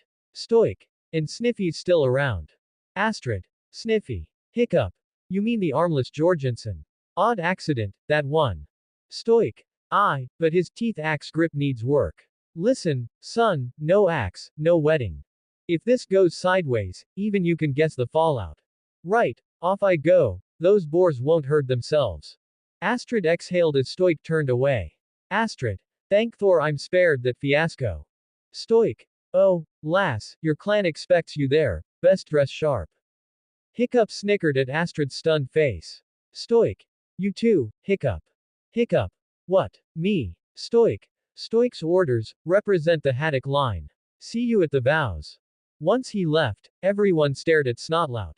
They doubted he could even carry the axe to the altar. Snotlout. What are you looking at? I've got this. He promptly flung the axe away and scrambled after it. Fishlegs. Don't you like weddings? Toughnut. Dunno, never been to one. Fishlegs blinked. The twins had reached adulthood without a single ceremony. Fishlegs. Really? Toughnut. Thorstons don't wed much, but we do love mutton. Fishlegs. Lucky day, then. I'm your Viking wedding expert. Come by later, I'll teach you. Valka listened, intrigued, she'd never seen a Viking wedding either. Valka. Mind if I join? Fishlegs agreed, one more wouldn't hurt. Kane lay drifted toward another ceremony that sounded livelier. When Hiccup was ready, they all flew off to the wedding. Snotlout, who was flying through the air, was already nursing a bruised ego. After all, when there was good news his father always thought of him last, so of course he had feelings about it. Snotlout. He thought of me last, he should have trusted me more. I do great stuff all the time. Hiccup and Astrid both looked over at him when they heard that. Seeing the two of them staring, wearing identical, listen to yourself, expressions. Snotlout instantly felt insulted. Snotlout. What, like I mess up all the time? Astrid. Remember when you brought a changewing egg into the village and nearly destroyed everything? Snotlout. That was Fishleg's fault. Astrid. Or the time you thawed that Thunderdrum out of the ice? Hiccup. And nearly destroyed the village again. Snotlout. The twins' fault. Hearing the other Thunderdrum, Tornado immediately looked toward Hiccup and the others. Seeing Tornado watching, Hiccup stepped forward. No offense, but there was a reason for that. If you'd like, we can take you and show you. Listening to Hiccup's explanation, Canelay said, I think we should take a look, but don't let it out. Thunderdrums hold grudges. If it gets loose, the first thing it'll do is come after you for revenge. All right, noted. After filing away Canelay's warning, Hiccup turned back to Snotlout. And remember when you flew me straight into that tornado and we crash-landed on Outcast Island? That was just fantastic. Snotlout. That was the will of Thor. Astrid. It was your fault, Snotlout. Hearing the two of them, Snotlout was used to it by now. Snotlout. Whatever. All I know is, when I walk into that wedding carrying the axe, I'm gonna strut in front of the whole Jorgensen family. Delighted, Snotlout even mimicked his father. No axe, no wedding, son. Oh ho. Imagining the coming moment of glory, he started flipping the axe from hand to hand. But the celebration didn't last, the axe slipped free. See. Trouble already, celebrating at half-time before the delivery. Realizing the axe was falling, Snotlout looked like he was staring death in the face. Reading his expression, Hiccup knew they had to go down after it. Toothless, dive. After swooping down they spotted an island. Looking it over, Snotlout was sure the axe had to be there. It's on that island. We have to land and get it back. Astrid. Even if it didn't drop into the sea, the island's huge. The axe could be anywhere. Snotlout. No time. We've got to find it before sunset. The instant he finished, he dove. Seeing him go, the others had no choice, they followed. Once on the ground, Canelay took point. Full armor and twin blades made him perfect for clearing the way. They searched, and found absolutely nothing. When they reached a clearing to take a break, Snotlout suddenly spotted the axe. Snotlout. I found it. Ha ha. All I have to do is grab it and go, straight to the wedding. He started striding toward it. But as he approached, the dragons were acting strangely. Finally reaching the axe, Snotlout prepared to pull it free. Yet as he pulled, the ground beneath him kept rising. Only when a dragon flung him off its back did he realize it was an iron-plated dragon. Hey, tiny problem here. Even as he spoke the dragon lunged, if he hadn't dodged. Snotlout would have lost the lower half of his body. Dodging, he glanced at the axe, thought for a second, then sprinted back toward it, ducking several armorwing snaps. Back beside the axe, he yanked with everything he had. This is my family's axe. Canelay and the others watched. Dragon fighting. Anyway, Canelay figured it was worth it, at least they were seeing a dragon fight. Seeing the danger, Hiccup tried to warn him. Hiccup. Snotlout, let go of the axe. Snotlout. No way, Hiccup. I'm not leaving without it. No sooner had he declared this than the armorwing lifted him into the sky. Astrid. He's going to get himself killed. Hiccup. When doesn't he? Immediately everyone mounted up to chase the armorwing. Noticing them, the dragon wheeled around to face them head-on. Canelay knew an armorwing's blast could blind human or dragon for a while, he had to warn them. Think welding arc, staring at that light gives the same effect. Canelay, watch its shot, it'll blind you. Keep your distance when it attacks. After warning Hiccup and the others, Canelay told Tornado, close your eyes. I'll be your eyes now. Tornado obeyed, closing his eyes while Canelay became his sight. Hearing the warning, Hiccup and the others reacted quickly. Hiccup. Toothless, hit from the front. Astrid, take the other side. Kane Lay, you. Kane Lay, I got it, play it by ear. It's what I do best. Hiccup. Good. We need to get Snotlout off that dragon without hurting it. Kane Lay and Astrid, got it. With orders given, Hiccup and Astrid swept in from opposite sides. Kane Lay hung back, waiting for a chance to rescue Snotlout. If he hadn't feared Tornado's attack might hit Snotlout as well, Kane Lay could already have taken the Armorwing down. But with a hostage in play, his hands were tied. Hiccup and Astrid's strikes were meant only to harass. Harassed beyond endurance, the Armorwing whipped its body and flung Snotlout off, then bolted for its lair. Seizing the moment, Kane Lay swooped in and caught him. Watching the Armorwing fly off, Snotlout felt miserable. The axe had been within reach, and now it was gone. Snotlout, follow it. I have to get that axe. Seeing how frantic he was, Hiccup tried to calm him. Hiccup. Snotlout. Cool it. Right now we need a plan to reach that Armorwing. Hearing, Armorwing, Kane Lay got an idea. Kane Lay. Ahem, actually, I've got a plan. Snotlout. What is it? Spit it out. Kane Lay. Ever seen a bone napper? Hiccup thought of the time Gobber had taken them to find one.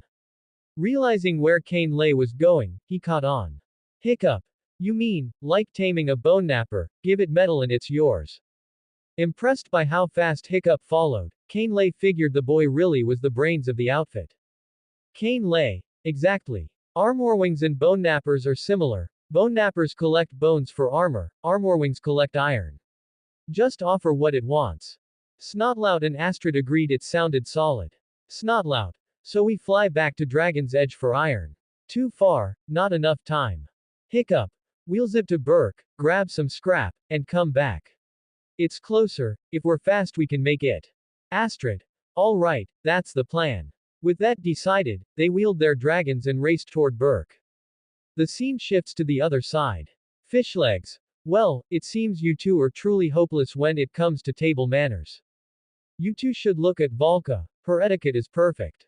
Hearing Fishlegs talking about them, Roughnut and Snotlout didn't listen at all. And Volka, after hearing Fishlegs' praise, also spoke up.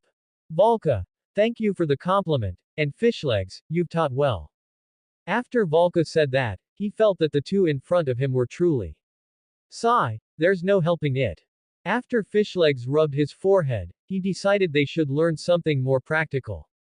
How about we learn a practical marriage ceremony instead? Roughnut, you act as the bride, and I'll be the groom. Stoik the Vast, you be the master of ceremonies. While talking to Snotlout, Roughnut went back to eating, so Fishlegs had to go and pull her back. Snotlout was very happy because he had wanted to try being a wedding master of ceremonies for a long time. Snotlout. Excellent. I'm finally being serious for once. After Fishlegs pulled Roughnut back, he continued, these are traditional Viking wedding vows, you read them. After giving the paper with the vows printed on it to Snotlout, he went to pull over Roughnut, who was sitting there in a daze, and made her stand properly. Volka wondered about herself. Volka. Fishlegs, what do I do? Fishlegs looked at Volka and thought for a moment before saying, you watch from the side as an audience member for now. Volka. Alright, I'll be the audience then. After telling Volka what to do and holding Roughnut's hand, he said to Snotlout, who was looking at the vows. Now, read it out loud. Snotlout. Oh, okay. Actually, I just read it silently first. Let's start over. Snotlout then said in a solemn and loud voice, behold. Fishlegs Ingerman, son of Odin, today takes Roughnut Eugene Thorsten, daughter of Freya, as his wife. I hereby declare with these words that the marriage of these two can only be dissolved in the halls of Valhalla. Alright, now you can headbutt the bride. After Fishlegs heard this, he felt like he hadn't heard the last sentence before, while Roughnut was clinging to Fishlegs' arm. Snotlout. I added that last line. Fishlegs. Very good, that's how a Viking wedding is held. Isn't it great? Now it's time to dance. Come on, girl. While the two of them were dancing, Snotlout found the vows more and more familiar. He seemed to remember why they looked so familiar. Snotlout. Oh, wait a minute. I knew it. No wonder this looks more and more familiar. I remember now. This is exactly what I recited when I was training with the Master of Ceremonies on Burke Island. Fishlegs, who was dancing with Ruffnut, heard Snotlout say he had recited these vows while training with the master of ceremonies on Burke Island before. Fishlegs. What? Snotlout. I took classes on officiating Viking weddings. I almost forgot. After all, I'm a genius in many fields. Fishlegs. So you've had formal training as a master of ceremonies. Snotlout. Although I've never actually officiated a wedding, the answer is yes. Seeing them talking, Ruffnut also said, Stoik the Vast can indeed officiate Viking weddings. We just haven't attended a wedding before. It seems I can finally achieve this life goal. Fishlegs, having received a definite answer, was filled with unease because he had really married Ruffnut. Fishlegs. Stop. Do you know what this means? Snotlout. I know. A brand new world is coming my way. A new career, new possibilities, new hopes, and all those people tying the knot, looking at me with gratitude. Fishlegs was in no mood to listen to this, he was still in a state of unease. Fishlegs. It means Ruffnut and I just really got married. Upon hearing this, Ruffnut first started laughing, then puckered her lips to kiss Fishlegs. Watching Ruffnut leaning in to kiss him, Fishlegs immediately covered his mouth with both hands. After Fishlegs moved a distance away from Ruffnut, he continued. Fishlegs. And Viking marriages are permanent, they can only be dissolved in Valhalla. The thought made Fishlegs even more uneasy. Meanwhile, Valka, who had witnessed the whole thing from the side, expressed one thing. Amusement. She thought staying here was just too much fun. Valka. So the two of them are really married. Snotlout. It seems so. Wait. Then I actually officiated a wedding. Oh yeah. This is awesome. Fishlegs seemed to think of something. He thought there must be a way to break the engagement. With that thought, he ran quickly to his room. After returning to his room, he began looking for a way to dissolve the marriage. He searched through many books during that time but found nothing. While he was searching, Meatball was also beside him, watching him. Fishlegs. Don't worry, girl. There must be a way to dissolve this marriage. Going to Valhalla surely isn't the only way, right? As they were speaking, a piece of shark skin came in through the door. After the piece of shark skin was placed on the table, he discovered Ruffnut. Fishlegs. What are you doing? Ruffnut first moved the table, making a very unpleasant noise in the process. Then she answered Fishlegs' question. I want to put a dead animal in the corner. Fishlegs. No, absolutely not. Dead animals are not allowed in this house, Ruffnut. Ruffnut. What did you just call me? Fishlegs. I called you. However, before he could finish, he was silenced by Ruffnut's mouth. Ruffnut. Don't call me Ruffnut anymore. We're married. From now on, you call me baby, sweetie, dear, or puddin' pie, got it? Fishlegs. Puddin' pie. Ruffnut. That's right. Now we need to throw some of your things out to make room. Let's start with those little dragon figurines. Fishlegs. But they've been there for a long time. Ruffnut. Now they have to go. Fishlegs. What exactly are we making room for? When Fishlegs' door was opened, Snotlout, Valka, and Snotlout's two-headed dragon were waiting outside. Snotlout. For us. What's wrong? You don't think we're not part of this, do you? Valka. I'm just here to see what you guys are up to. Fishlegs looked on with a cold eye after hearing what Snotlout said, but after seeing Meatball sandwiched between barf and belch, he said to Meatball. Don't worry, girl. I'll fix this. As he was speaking, Snotlout came over and hugged him. Snotlout. I've always wanted a brother. You've made me so happy, Fishlegs. While they were talking, Valka had already prepared a rocking chair and a parasol outside. She planned to stay here and enjoy the show for a while. Back to Hiccup and the others who were going to get iron. By now, they had already gone to Burke Island to get the iron and were preparing to head back to find the armorwing. On the way back, Snotlout still asked Kane uneasily if this method was feasible, since it concerned his reputation. Snotlout. Will this really work? Kane just stood by, feeling the sea breeze, and said slowly, it should work. Besides, haven't you all seen a bonapper before? The same method should work. Hiccup. I think so too. After all, didn't Gobber also tame a bonapper this way? Astrid. Hiccup is right. There's no need for you to be so nervous, Snotlout. Hearing everyone's reassurance, Snotlout gradually calmed down. Once they finally reached the island where the armorwing was, they rushed toward its nest. Upon arrival, they first made a loud noise. Hearing the loud sound, the armorwing emerged from its nest, ready to defend its territory. After coming out, the armorwing stared at them, preparing to attack.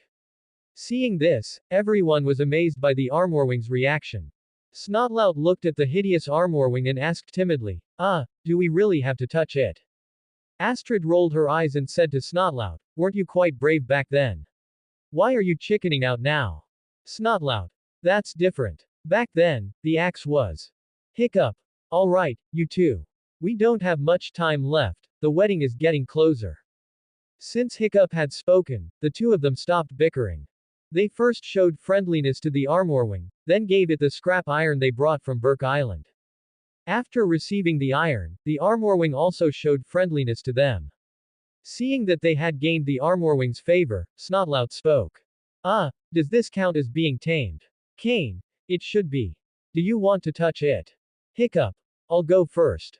After Hiccup finished speaking, he went to touch the armorwing first. After the armorwing was touched by Hiccup, everyone else took turns touching it. After touching the armorwing, Snotlout thought about how to get the axe off. Finally, he had an idea. Snotlout. Toothless, take it off. Toothless followed Snotlout's command and used his teeth to pull the axe off the armorwing's back. Having reclaimed his axe, he began to laugh loudly. While Snotlout was laughing, Hiccup and the others were still looking at the armorwing. After all, for Hiccup and Astrid, the armorwing was a relatively new dragon species. Kane was also looking and happened to find a dragon eye lens. After taking the lens, Kane tucked it away safely. Meanwhile, Hiccup and Astrid were staring intently at the armorwing, not noticing that Kane had obtained a dragon eye lens. After observing the armorwing, they prepared to head to the wedding scene. When they arrived at the wedding, they saw the people below already fighting, physically speaking. Seeing this from the sky, Hiccup and the others rushed down to stop the fight. But Kane stayed above watching. After all, he was a guest, and they wouldn't listen to him even if he tried to stop them. Hiccup, however, was the chief's son, so his intervention would be more effective. Kane didn't stay idle though, he was watching the spectacle from above. After all, it's human nature to enjoy a spectacle, and he was no exception. Give him an uppercut. Yes, yes, yes. Oh tilde he should have just punched him directly just now, what a shame. Watching from above, Kane was acting like MacArthur. After all, when you watch others fight, you're bound to critique their combat. After Hiccup and the others finally mediated between the two sides, they flew back up with helpless expressions. Kane. Hiccup, is it settled? Hiccup. Sigh tilde don't even mention it. The marriage alliance is off. Astrid. But this also proves that the Hoffenderson family will never marry into the Jorgensen family, doesn't it? Snotlout. Although it's a mess here, at least I brought the axe back, and my father praised me. Kane. Alright, let's head back for now. My wedding is the day after tomorrow. Going back now should give us enough time to prepare the things needed for the wedding. Stoik and Gabber also accepted my invitation. They'll come tomorrow and then head back to my island together to help out. After Kane finished speaking, they all prepared to return. When they returned to Dragon's Edge, they found Snotlout riding on top of Meatball, bull riding. Hiccup. Guys, what's going on? Snotlout. Hiccup, come look at the Ingerman and Thorsten household. We are the models of a modern Viking family. Hiccup. We were only gone for a day. What kind of trouble could you have caused? Snotlout. Do you remember when I was on Burke Island and studied with the Master of Ceremonies for a while? While you were away, I accidentally married Roughnut and Fishlegs. Aside from a little chaos, we're all quite happy. Well, actually, most of us are quite happy. Hearing about such fun drama, and he actually missed it. Then he thought of Volka, she must have seen it. He had to go find her. Subsequently, Kane went to find Volka to share today's amusement. Astrid continued, Stoik the Vast, to put it bluntly, you can't officiate a Viking wedding at all. Snotlout. Wait, what? I can't. Are you sure? Snotlout. Ha ha ha. Your training was never completed because you were only halfway through your first lesson when that Master of Ceremonies jumped off a cliff. That's just too funny. Snotlout. Well, teaching on a cliffside really wasn't a good idea. I mean, it cost us quite a few excellent mentors, especially those I drove to jump off the cliff. While they were talking, Fishlegs came up from below riding Belch, but from Belch's exhausted expression, his day hadn't been going very well. After coming up, Fishlegs also noticed them. Fishlegs, what are you guys doing here? Didn't you go to the wedding? Snotlout. It's a long story. Hiccup. But we found a new species of dragon. Hearing about a new dragon species, Fishlegs was delighted. A new species of dragon. Great. Then he realized they found a new one as soon as he got married, and they didn't even call him. I get married and you guys find a new one. What's worse is you didn't even call me. Just as Fishlegs was about to go up, Roughnut spoke from somewhere. Fishlegs, my feet need a massage, they're sweaty again. Hearing what Roughnut said, Fishlegs replied, coming, dear. But as he turned around, he had a look of utter despair. Snotlout took the chance after they finished speaking to go up to Fishlegs and say, hey brother-in-law, remember how I married you and Roughnut? Actually, I can't officiate weddings at all, so, ta-da, the marriage is annulled. Hearing that he wasn't actually married, Fishlegs became happy again. Fishlegs. What? Oh, this is incredible. I haven't been this happy since the day I got married. The day I got married. Then he thought of Roughnut. Meanwhile, Roughnut had Barf descend to the same height as Fishlegs.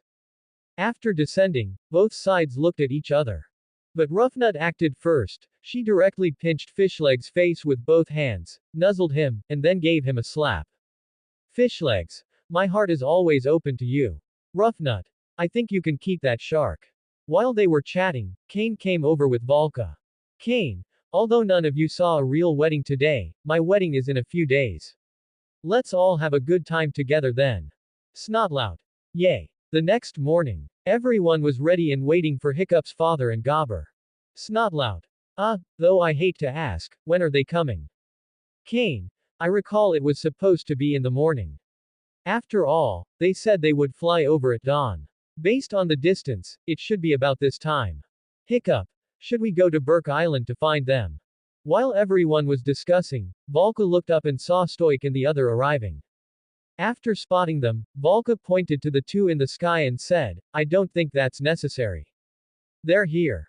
Everyone followed her finger and saw Stoic riding Skullcrusher and Gobber riding a Bone Napper. After the two of them landed, Stoic said, I hope I'm not late. Hiccup. No, father, you've arrived just in time. Since you're both here, who's in charge of Burke Island now? Gobber. It's Gothi and Sven. Stoic asked them to manage Burke Island for a few days. Hiccup was a bit relieved to hear it was Gothi and Sven. After all, Gothi was the only doctor on the island. Although, her treatment methods were a bit rough, everyone respected her. Sven was also a person with considerable authority. Although he was a bit unreliable, just looking after Burke Island for a few days shouldn't lead to any major issues. Hiccup. I hope they can manage Burke Island well during these few days. Stoic saw Hiccup's concern, but Stoic believed in the people he employed. Stoic. Hiccup, it's fine. We're just going to a wedding for a few days, there's no danger. Then he patted Hiccup's shoulder to reassure him. Seeing that everyone had arrived, Kane prepared to call everyone to leave. Kane. Alright, since everyone is here, we should head to my island. Stoic. Gobber, do your dragons need a rest? Gobber. Tilda, I think I need a rest. My back is sore from the ride. Stoic rolled his eyes at Gobber and said, Gobber, let's wait until we get there to rest. Gobber. Fine Tilda chief. In that case, let's head to Kane's island first. Seeing that Gobber wasn't very happy, Kane said, Gobber, my island has a very good rest area. Once we fly there, you can have a good rest. Gobber. Then what are we waiting for? Let's go. Everyone was speechless seeing Gobber's expression change so quickly. Kane. Alright, since everyone is ready, just follow us. After saying that, everyone followed them and flew towards Dragon Feast Island. They kept flying until they reached a thick fog. Hiccup.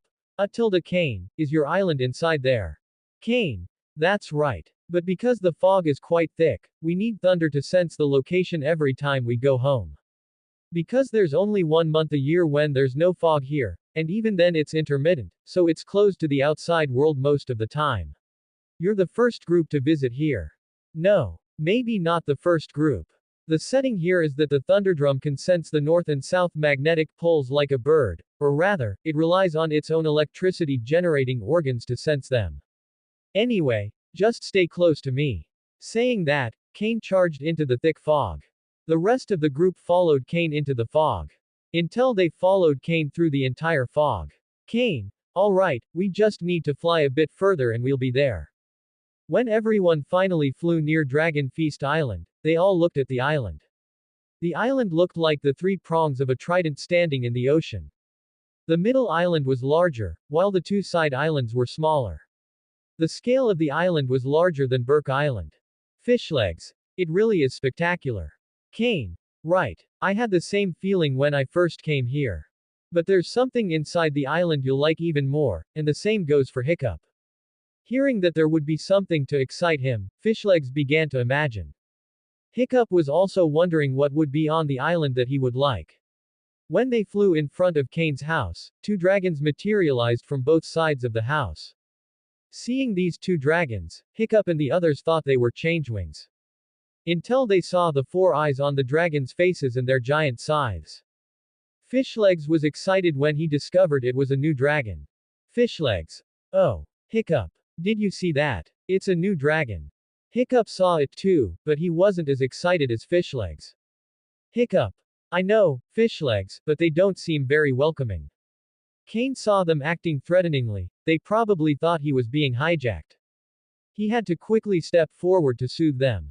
After soothing them, Kane turned to Hiccup and the others and said, their names are Sharp Blade and Giant Scythe.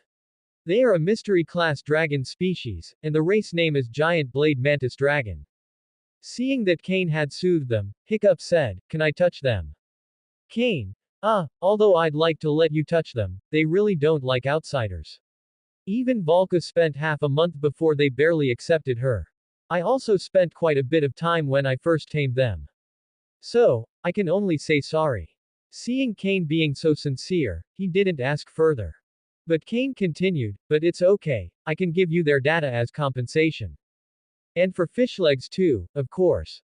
Hiccup was happy again upon hearing he could get the data, thanks, Kane. Fishlegs. Thanks, Kane. Seeing them happy, Kane continued, alright, you can use the rest of the time to rest. If you want to sleep, you can go to the treehouse nearby. We occasionally rest there too. Although it's a bit small, don't worry, we have more than one treehouse. Volka will take you to the others. If you want to see the island, you can, but be careful. There are many dragons here. If you disturb them, you might be hunted. But it's fine, you just need to get to that sea cliff over there, and they won't continue the chase. As he spoke, Kane pointed to the sea cliff directly facing the house. Hearing this, the twins were very excited. It seemed they were going to cause trouble again.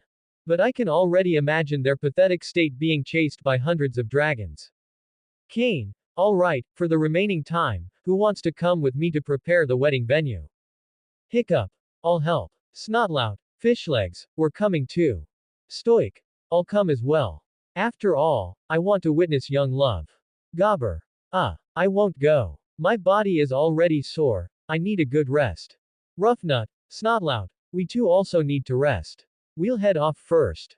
Saying that, the two of them quickly climbed toward the treehouse. Watching them enter the treehouse, Volka could only take Gobber to another one. After those who wanted to rest had gone, Kane began to direct everyone to get things and decorate the wedding venue. And that venue was the sea cliff Kane had just pointed to.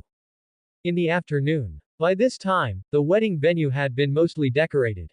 Kane. Alright everyone, let's call it a day for now. Let's go eat. To reward you all, I'll prepare a sumptuous dinner in a bit. Hearing that there would be a sumptuous dinner, everyone became happy. Everyone had worked hard all afternoon, and it was time to go back and rest. Just as everyone was gradually moving away from the wedding venue. Suddenly, a massive sound echoed from the sky. Hearing the loud noise, everyone looked up. They found a two-headed dragon being frantically chased by hundreds of dragons, including over a dozen titan wings. The dragon swarm's attacks were like a violent storm, striking at the two-headed dragon in front. It was worth noting that their attacks were very orderly. Typically, after 10 dragons attacked once, they would swap with other dragons, while the ones that had just attacked would slow down their flight to let others take the lead. Watching this scene, Kane sighed and rubbed his forehead. Kane, didn't I warn them? Hiccup was also watching, only he noticed the twins were flying toward the newly decorated wedding venue. Hiccup. Kane, you'd better stop them, or your wedding will be ruined. Kane. What? Fool it. Realizing the twins were flying toward his wedding venue, Kane could only call for Sharp Blade and the others nearby to hurry over. After whistling for the two of them to come, Kane hurriedly mounted Giant Scythe. Then he flew quickly to intercept the two of them. Hiccup and the others were also below, waving their hands desperately to warn the twins not to fly that way. Everyone. Stoik the Vast. Roughnut. Don't fly this way. The twins saw everyone waving below and both thought they were being told to fly over there. Roughnut. They're telling us to fly over there. Snotlout. I see it, Roughnut. They really are good people, and Kane is even coming to help us personally. The two had no idea that Kane was only there to get them to stop. Once Kane finally flew to the front. Kane. You two. Stop right now. Snotlout. I'll leave them to you. The two of them completely ignored Kane's warning, flew straight past him, and continued toward the wedding venue. After they flew past, the dragon swarm bypassed Kane and Sharp Blade to continue chasing the two. By the time they both reached the wedding venue, all the dragons stopped, but their attacks didn't, directly destroying the newly set up venue. The two, having survived the ordeal, continued talking. Roughnut. It seems Kane wasn't lying. Once we flew here, they really stopped coming after us. Snotlout. Yeah, that was really thrilling. I think I can write this into my adventures. When Kane flew to the wedding venue, he found the site he had just prepared was in ruins. After rubbing his forehead, Kane said, "It looks like we'll need to tidy this place up tomorrow." Once everyone arrived, Fishlegs and Snotlout began to scold the twins. Fishlegs. Oh. The venue we just prepared. Snotlout. It's all ruined. Look at what you two have done. Seeing their companions looking irritated, Stoik the Vast could only say, well, actually we had our reasons. We just took a bit of fish to eat from a cave. We didn't expect to be attacked by so many dragons. Kane. It seems you two must have broken into a dragon nest and were treated as intruders. And didn't I warn you? It's best not to disturb them. Seeing the atmosphere so awkward, Stoik could only step in and say, Ahem, Kane, don't be angry. They just accidentally disturbed the dragon swarm. Kane. I'm not angry, but we might need to redecorate tomorrow. Seeing that Kane truly didn't show any anger but rather helplessness, Stoik felt relieved. Stoik. Do you two have anything to say? Roughnut and Snotlout. No. Chief. We promise to help set this place up tomorrow. Snotlout. You two better actually show up. After handing the tools to the two, Kane turned around and used hand gestures to signal the dragon swarm to return. Seeing the instructions, the dragon swarm flew back toward their nests. Hiccup and the others were amazed to see these dragons following Kane's commands completely. Hiccup. Kane, how do you command them? Kane. It's actually quite simple, but of course, you need them to trust you. As for the specifics, you'll see tomorrow night. Seeing Kane being mysterious, Hiccup really wanted to know, but he had no choice but to wait until tomorrow night. Once they reached Kane's house, Kane prepared a feast for everyone, and they all enjoyed a wonderful meal. After eating their fill, everyone went to their respective treehouses to sleep, though there was even more work to be done tomorrow morning. Time moved to the second night. During the day, everyone was dealing with the battle traces at the wedding venue from yesterday, but fortunately, there weren't many. They spent only one morning tidying up the lawn and the wedding venue. The rest of the time was spent on personal matters, but after the incident the twins caused yesterday, no one wandered too far from where Kane lived. After all, they didn't want to be frantically chased by hundreds of dragons. But now, they were sitting quietly in chairs, watching the wedding.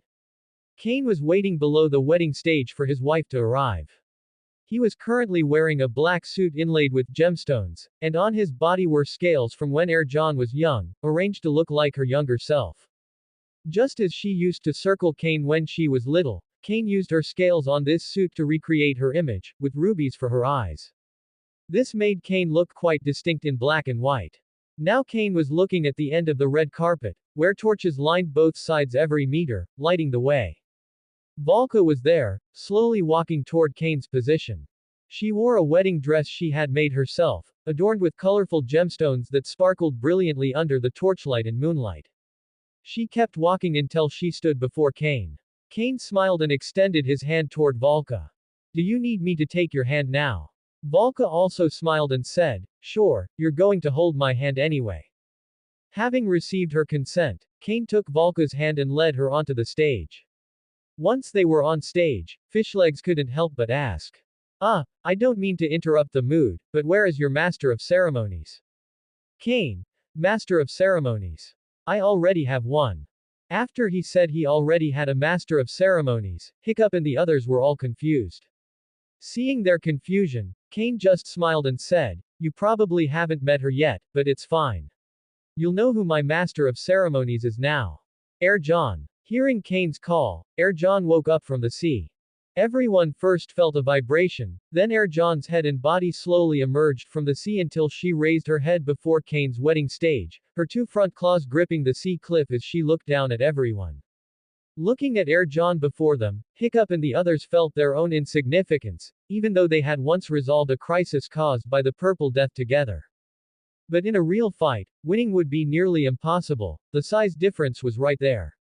Hiccup thought of Cain saying he already had a master of ceremonies, could it be the White Death in front of them? Hiccup.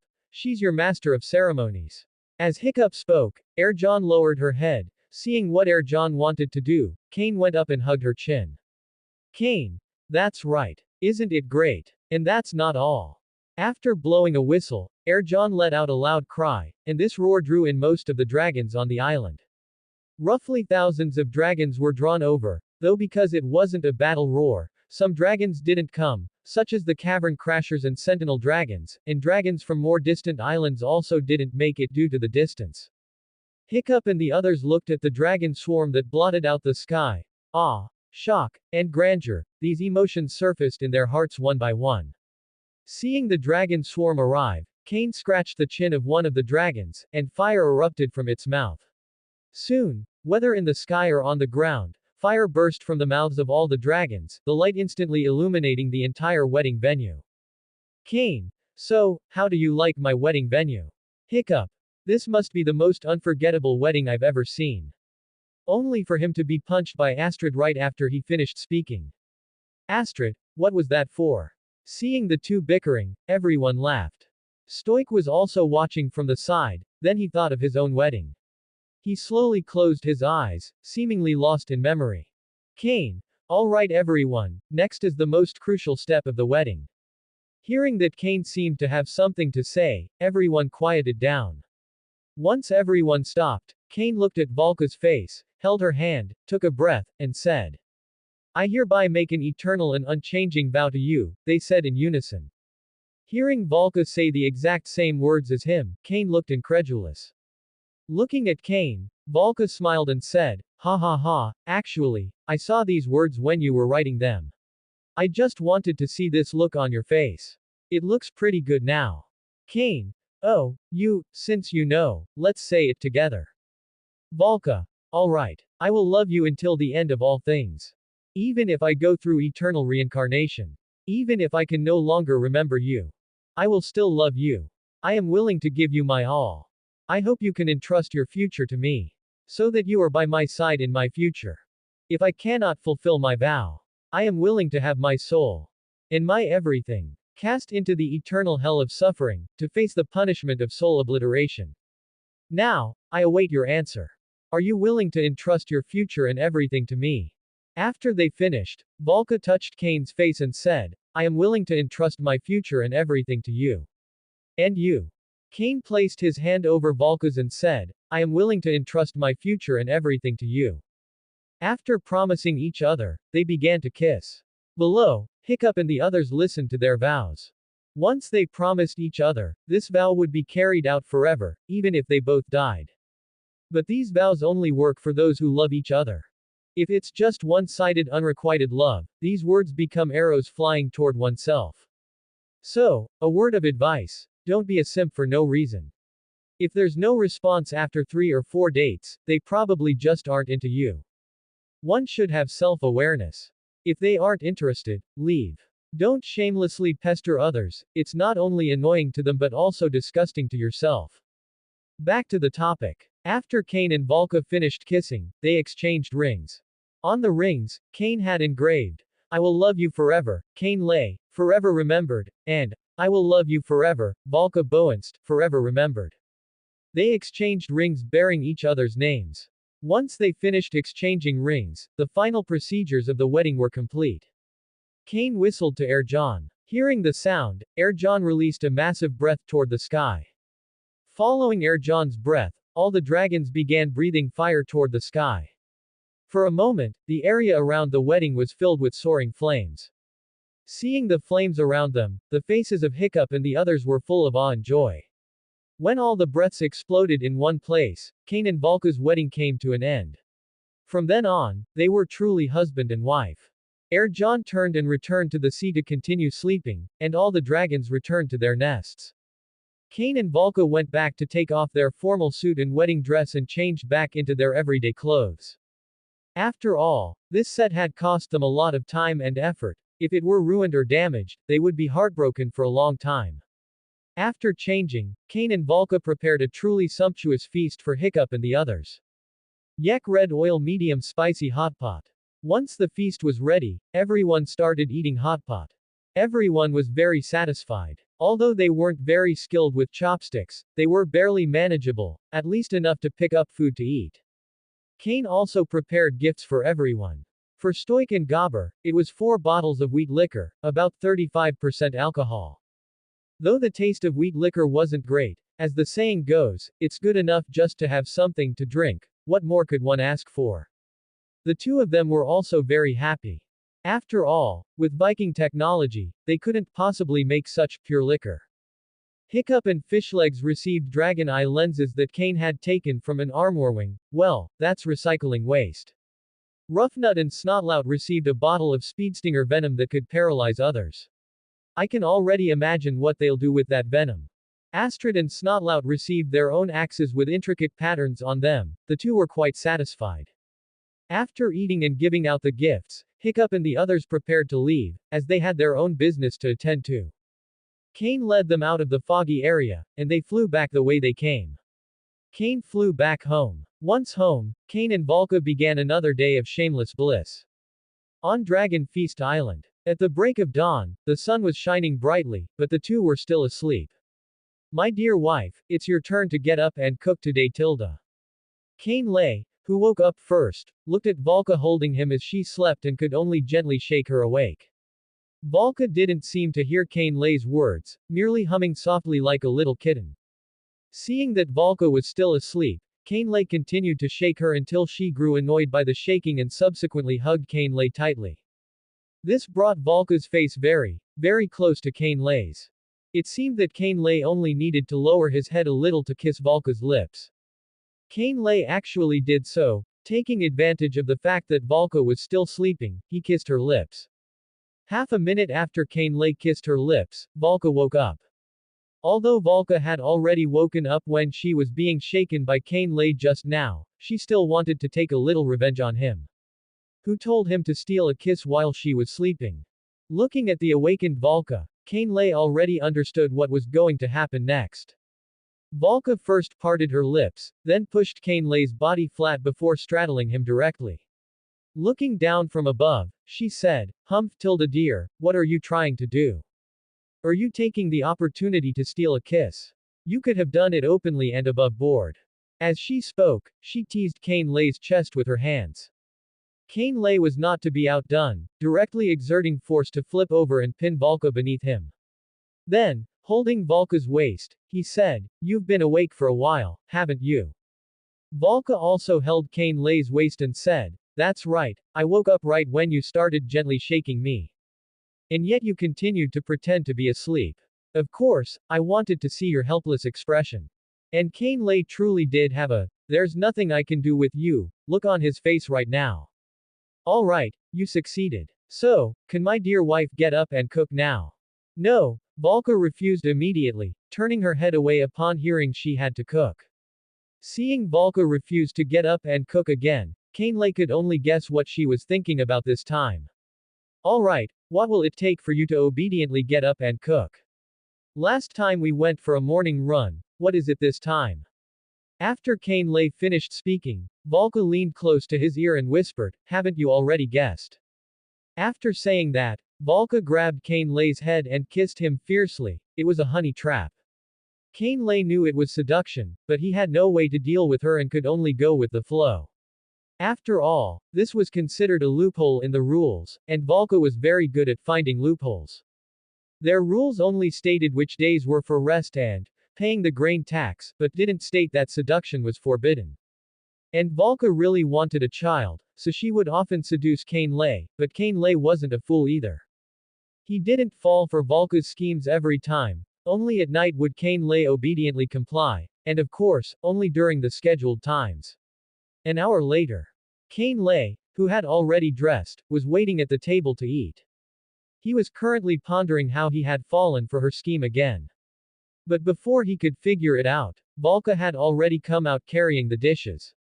Kainley took a look and found many oysters, sea cucumbers, and the like. It seemed she wanted him to nourish himself well. Under Volka's smile, Kainley finished his meal. After finishing breakfast, Kainley and Volka set off once again on the journey to Dragon's Edge. When they flew to Dragon's Edge, they found Hiccup and the others on the landing platform. After flying onto the landing platform, Kainley and Volka greeted everyone. Kainley, hi, Hiccup, what are you guys planning to do? Kainley asked, pointing at the armor on Toothless and Toothless. Seeing it was Kainley, Hiccup also greeted him warmly.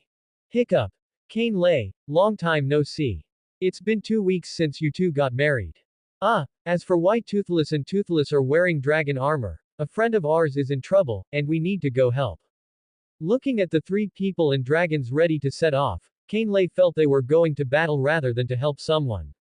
Thinking of the potential fun, Kainley sincerely asked to help watch the show. Alright, but can I go? Seeing Kainley so sincere, Hiccup originally wanted to refuse, but then he thought of the dragon eye lens Kainley had given them before. Actually, they now have 5 dragon eye lenses, but they are completely unaware of the Dragon King's existence and don't know the correct way to use the dragon eye, so they have no idea about the Dragon King. Also, let me straighten this out for you. Gustav has 1, Heather has 1, 2 were obtained in Season 2, Episode 4, and Kainley gave them another 1, making a total of 5. Having accepted his favors, Hiccup could only agree to let Kainley follow along. Alright, Kainley, you can come too, but if we encounter dragon hunters, you need to fly to a high altitude first, okay? Okay, I promise, Kainley promised, patting his chest.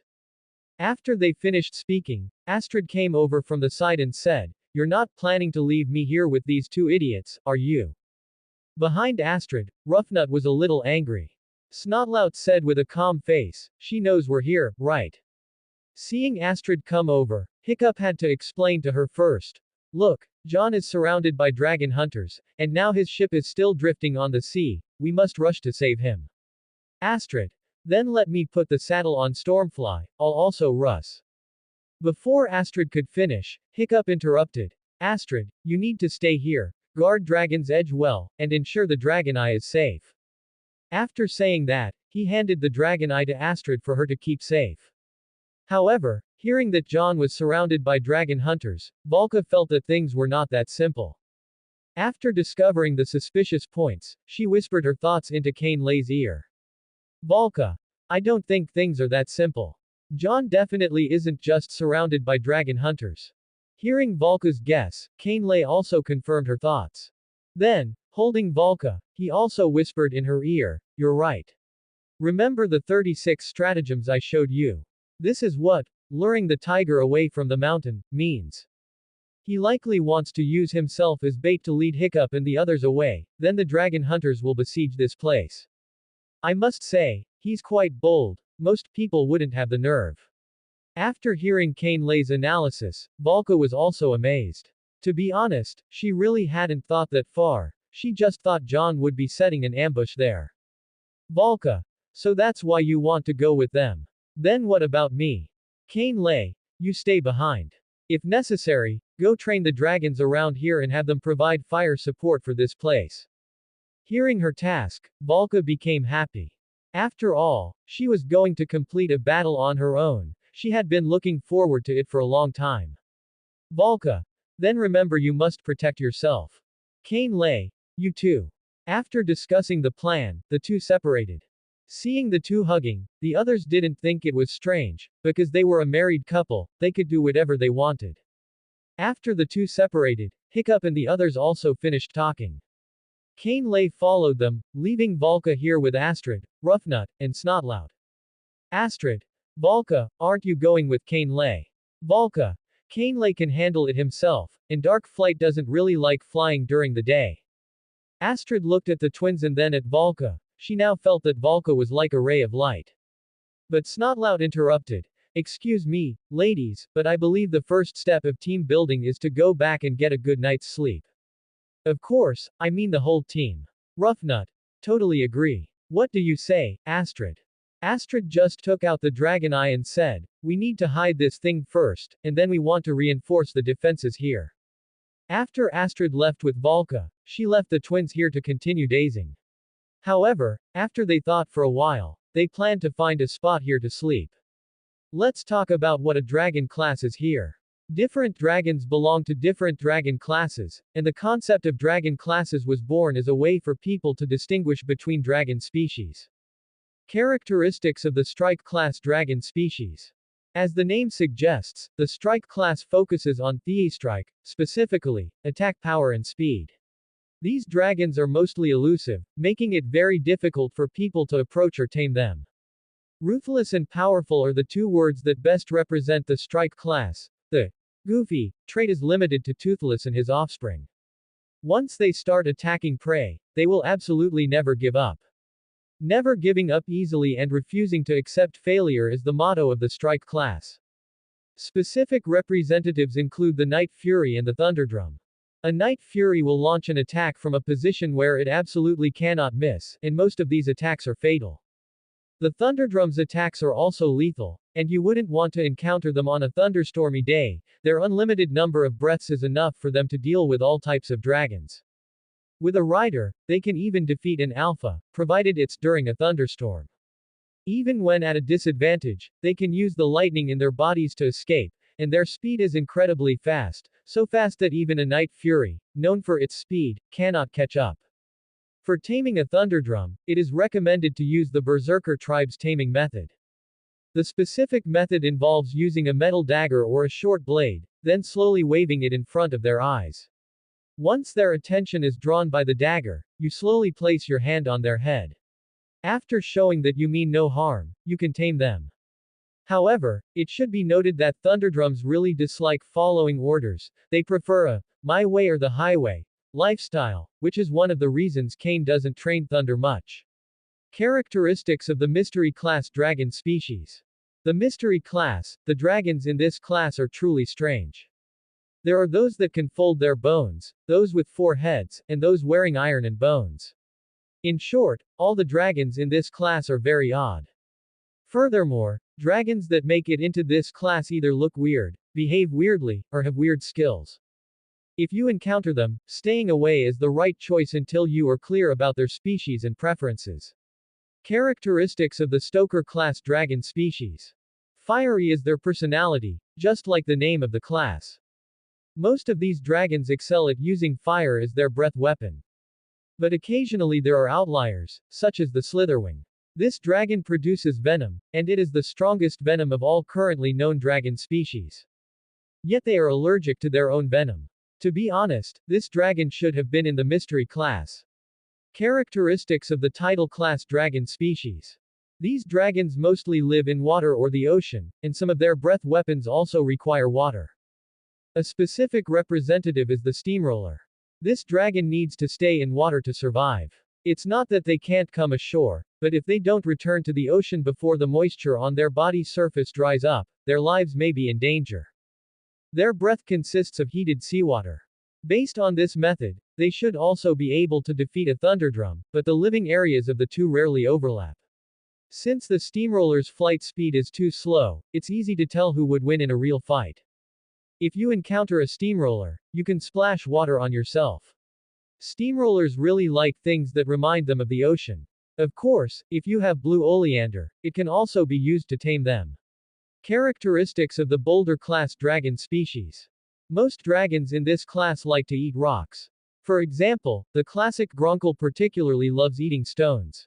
But there are some that don't eat rocks, like the sentinel dragon, which really likes to eat a type of purple fruit. But none of that is important, the dragons of this class are all known for their powerful defense. They also have jaws capable of easily crushing rocks, which can definitely snap your bones like biting into potato chips. If you encounter a Gronkle, it's recommended to tame them with a delicious rock. They are very friendly dragons, provided you haven't provoked them. Characteristics of the sharp class dragon species. Sharp spines and knife-like claws, this is what these dragons are famous for.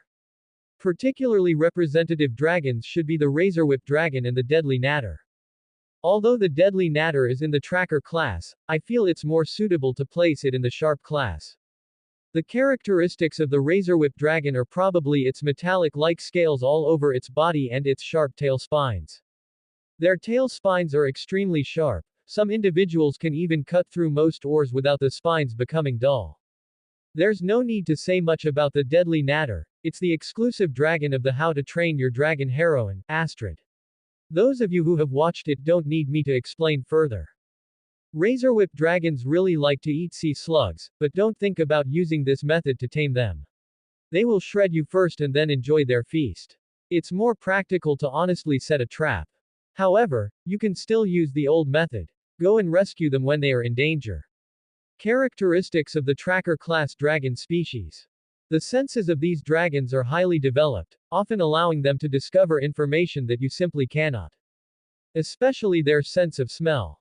A specific example is Skullcrusher being able to accurately find Hiccup using a helmet that had been soaked in water for who knows how long. And such a powerful sense of smell also allows them to detect you in advance. But don't worry, they won't appear in front of you most of the time. After all, to them, you are not as valuable as a sheep or a large fish. Next are some setting supplements. Blue oleander. This thing is a flower that is highly toxic to dragons, but steamrollers are immune to some of the toxins. However, if they eat too much, their body color will turn blue. If your dragon is unfortunately poisoned, you can look for a steamroller. You just need to feed them blue oleander and then take a bit of their venom, dragon root. Although this stuff is mostly used to strengthen the combat power of the dragon hunter's side. It indeed can affect the normal behavior of dragons, even in its unrefined state. Refined dragon root can also be made into dragon root arrows. As for the specific method, chop up the dragon root, put it in a cauldron to boil, then dip the arrowheads in a bit of the juice, and finally let them dry in the sun. Alright, now that you've learned it, you can go make dragon root arrows and make a fortune from the dragon hunters. If your dragon is accidentally hit by a dragon root arrow, you can use purple oleander, sage, and fire fern to brew a medicine for them to eat, allowing them to recover quickly. When picking fire fern, you need to be careful not to pick it with your hands, otherwise you will get hurt. Fire fern usually grows under giant birch trees and is very large and easy to spot. If you want to ask why blue oleander kills dragons while purple oleander saves them, I can only say nature is quite amazing, isn't it? Dragon vine. There's very little setting for this thing. Its only advantage might be that it grows fast. How fast? It grows several meters high in just a few hours. Moreover, it has thorns and is poisonous. If pricked, a person might fall seriously ill at some point in the future. For dragons, it is a deadly poison, although there is no specific time for the poison to take effect. If your island is infested with dragon vine, you can look for silk spanners. They are dragons that specialize in eating dragon vine and are immune to its toxins. They can also suck the dragon vine toxin out of the bodies of humans and dragons. It's quite ridiculous, but since there are dragons, some strange plants aren't surprising either. Dragon nip. Catnip. Something like that. This thing has even less setting than dragon vine. Perhaps its only use is dragon nip, for the dragons to play with. Grimoire. This thing only appeared for one episode, but the setting is still okay. These little things live in fresh water, they will be very uncomfortable in seawater. Once a dragon enters the upper reaches where they live, they will swim over, latch onto the dragon's neck to suck blood, and release a venom that can briefly control the dragon. The solution is also very simple. You just need to enter the ocean. Once they leave the host, the venom loses its effect. Mixing dragon root with Grimoire venom can produce a poison that controls dragons. It's useless against alpha dragons. The scene shifts to Hiccup and the others. Hiccup was riding Toothless while looking at a map. Alright, according to the Terror Mail, John set off from this area of the sea. Fishlegs added from the side. And it says here that his ship is immobilized. Right, so he should be somewhere below us. After Hiccup finished speaking, he flew forward on Toothless, and Cane Lay followed suit. Snotlout leaned in toward Fishlegs and said sarcastically, "It's a good thing Meatball is immune to those arrows, too bad you aren't." After uttering his usual annoying remarks, he flew after the other two. Fishlegs flew at the back, comforting Meatball, even though Meatball didn't really need it. "Don't listen to him, Meatball. I'll be fine, we'll all be fine, right?" He then followed the three ahead, just flying a bit slowly. Hiccup and Cane Lay, flying in front, had already spotted John's ship, but it seemed to be under attack by dragons. Hiccup was worried by this sight, he was concerned about dragons attacking passing ships or people attacking dragons. This was the last thing he wanted to see. I think I've spotted something bad. Cane Lay, also watching, wasn't as worried. After all, he had gained a new perspective on life, especially in this world. Besides, he was planning to do something big later. How big? You'll find out later. But Cane Lay still offered Hiccup some comfort. "Hiccup, it should be fine." However, once Snotlout and Fishlegs saw it too, Snotlout voiced his doubts. "Didn't he say something about dragon hunters?" Fishlegs added from the side. "And dragon hunters don't exactly seem like dragons." Snotlout. "Dragons, dragon hunters, is there a difference?" While they were still discussing, John's ship was nearly wrecked by the dragons. Hiccup and the others had to stop their discussion and go to the rescue. Fishlegs was still saying, "I wonder what John did to make them so crazy." Hearing Fishlegs ask this, Cane Lay felt he knew the answer well. It's simple. Either he took their food, or he angered them before and they remembered him, marking him as a mortal enemy. Guess which one John is? After hearing Cane Lay's answer, Fishlegs thought it over. Then he said, "I guess the former. It couldn't be the latter, could it? John is so timid, he doesn't seem like the type to anger a pack of dragons." Snotlout said, "Who knows if he went into a dragon's nest himself, took something, and just happened to be remembered by one of the dragons in the pack." Hiccup listened to their conversation but didn't offer an opinion. It wasn't until they were flying near the ship that Hiccup spoke up to remind them. "Alright, let's get John out of here quickly, but be careful, we can't hurt the dragons either." Snotlout. "What if they attack us? You never seem to think about that." Snotlout was expressing his dissatisfaction. After all, one should ensure their own safety before acting. Down below, the under attack John saw Hiccup and the others and called out to them. "Master Hiccup, come save me quickly." Upon arrival, everyone chose their targets. Hiccup lured away 3 natter dragons. Snotlout went to draw away 3 gronkles. Cane Lay's task was simpler. After drawing away a few dragons, he had Thundercrash intimidate them into fleeing. Fishlegs was less fortunate, he had intended to lure away a few monstrous nightmares but was caught instead. He was snatched right off Meatball's back, and the driven off dragons all flew toward the nearest island, including the one carrying Fishlegs. After Fishlegs was taken, Hiccup and the others immediately set off to find him. Their search lasted until nightfall. Hiccup seemed to suddenly think of something and hurried to the front of the group to ask. "Are you sure they just grabbed Fishlegs and flew away?" Snotlout. "Positive, absolutely positive. That's exactly what happened." Cane Lay. "I don't know. I was busy drawing the dragons away at the time." Seeing that neither had any useful information, he decided to ask John why the dragons were attacking his ship. "John, did those dragons take anything from the ship? Like food, drink, or anything else?" John thought carefully and said, I'm certain, Master Hiccup. They just seemed interested in attacking me. To be honest, I didn't breathe a sigh of relief until you arrived and they started attacking you. I've always been good friends with the dragon race, it's hard to imagine they would treat me like this.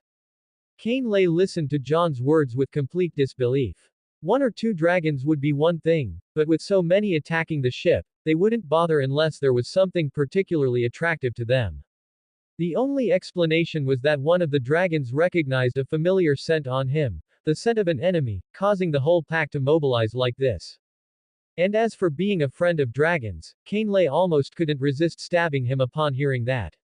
Did he really have no self-awareness at all? After John finished speaking, the group continued forward. Hiccup spoke as they walked. That shouldn't be right. Monstrous nightmares, natter dragons, gronkles, even wild ones shouldn't be this aggressive. I could understand it if it were speedstingers or changewings. Then again, maybe it's because they've never seen humans before. Seeing Hiccup talk so much, Snotlout also recalled a past experience. As far as I know, the ones we've met in the wild before weren't aggressive at all, except for that time we went to Cain Lay's wedding. Hearing the topic turn to him, Cain Lay prepared to say a few words. That was the twins' own fault, okay. Going into a dragon's nest to steal fish to eat, only they could come up with such a bizarre idea. Hiccup and the other thought of the twins' character, well, it wasn't surprising. Hiccup. Alright, you both have a point, but let's keep searching. After this conversation, they walked a bit further. They finally found the location of the dragon pack. Hiccup, who was in front, spotted it and called out to everyone. Stop! Don't move. After saying that, he told everyone to get down. Snotlout grumbled from the side. Oh, finally. Do you have any idea how far we've walked? My feet are so swollen they're almost as big as watermelons. And Cain Lay, aren't you tired of wearing that set of armor? Cain Lay, a little, but it's fine. I'm used to running around in this suit. While the two were talking, Hiccup interrupted them. John spoke up at this moment. Master Hiccup, I know you're the dragon expert among us. Snotlout reminded him, actually, the guy next to him is too, and he might even know more than Hiccup. After all, he lived with a large pack of dragons for 3 years. Cain Lay, who was being mentioned, was using a telescope to observe the surroundings. It was a habit, whenever he encountered a new place, he would first scout the area. Then he said, I know a fair amount, I just need to see if it's applicable here. Besides, you should worry about fish legs down there. Hearing this, Hiccup also took out a telescope to look at the situation below. Cain Lay gave his telescope to Snotlout, and after Hiccup finished looking, he let John have a look as well. They saw that Fishlegs was in a very bad spot below, surrounded by several dragons and shivering in their midst. Snotlout. So, I guess we need to go save him. Hiccup. Indeed, and thank you for volunteering, but it doesn't seem that simple. Snotlout. Of course it's not simple with you as the leader. Hiccup. Do you see those dragon sentries? It looks like they're fully prepared. Cain Lay. They aren't as well trained as mine. I usually teach them to hide while observing the area. After all, if you observe out in the open, won't others just see you directly? While Cain Lay was critiquing, Hiccup and the others looked at him with strange expressions. Looking at them, Cain Lay realized it probably wasn't the time for such comments. Sorry, just an observation. Anyway, I have a way to rescue Fishlegs now. Hiccup and Snotlout were happy to hear that Cain Lay had a plan, while only John stood aside, lost in thought. Hiccup. What's the plan? Cain Lay. Just watch. After speaking, Cain Lay stood up to find a way down.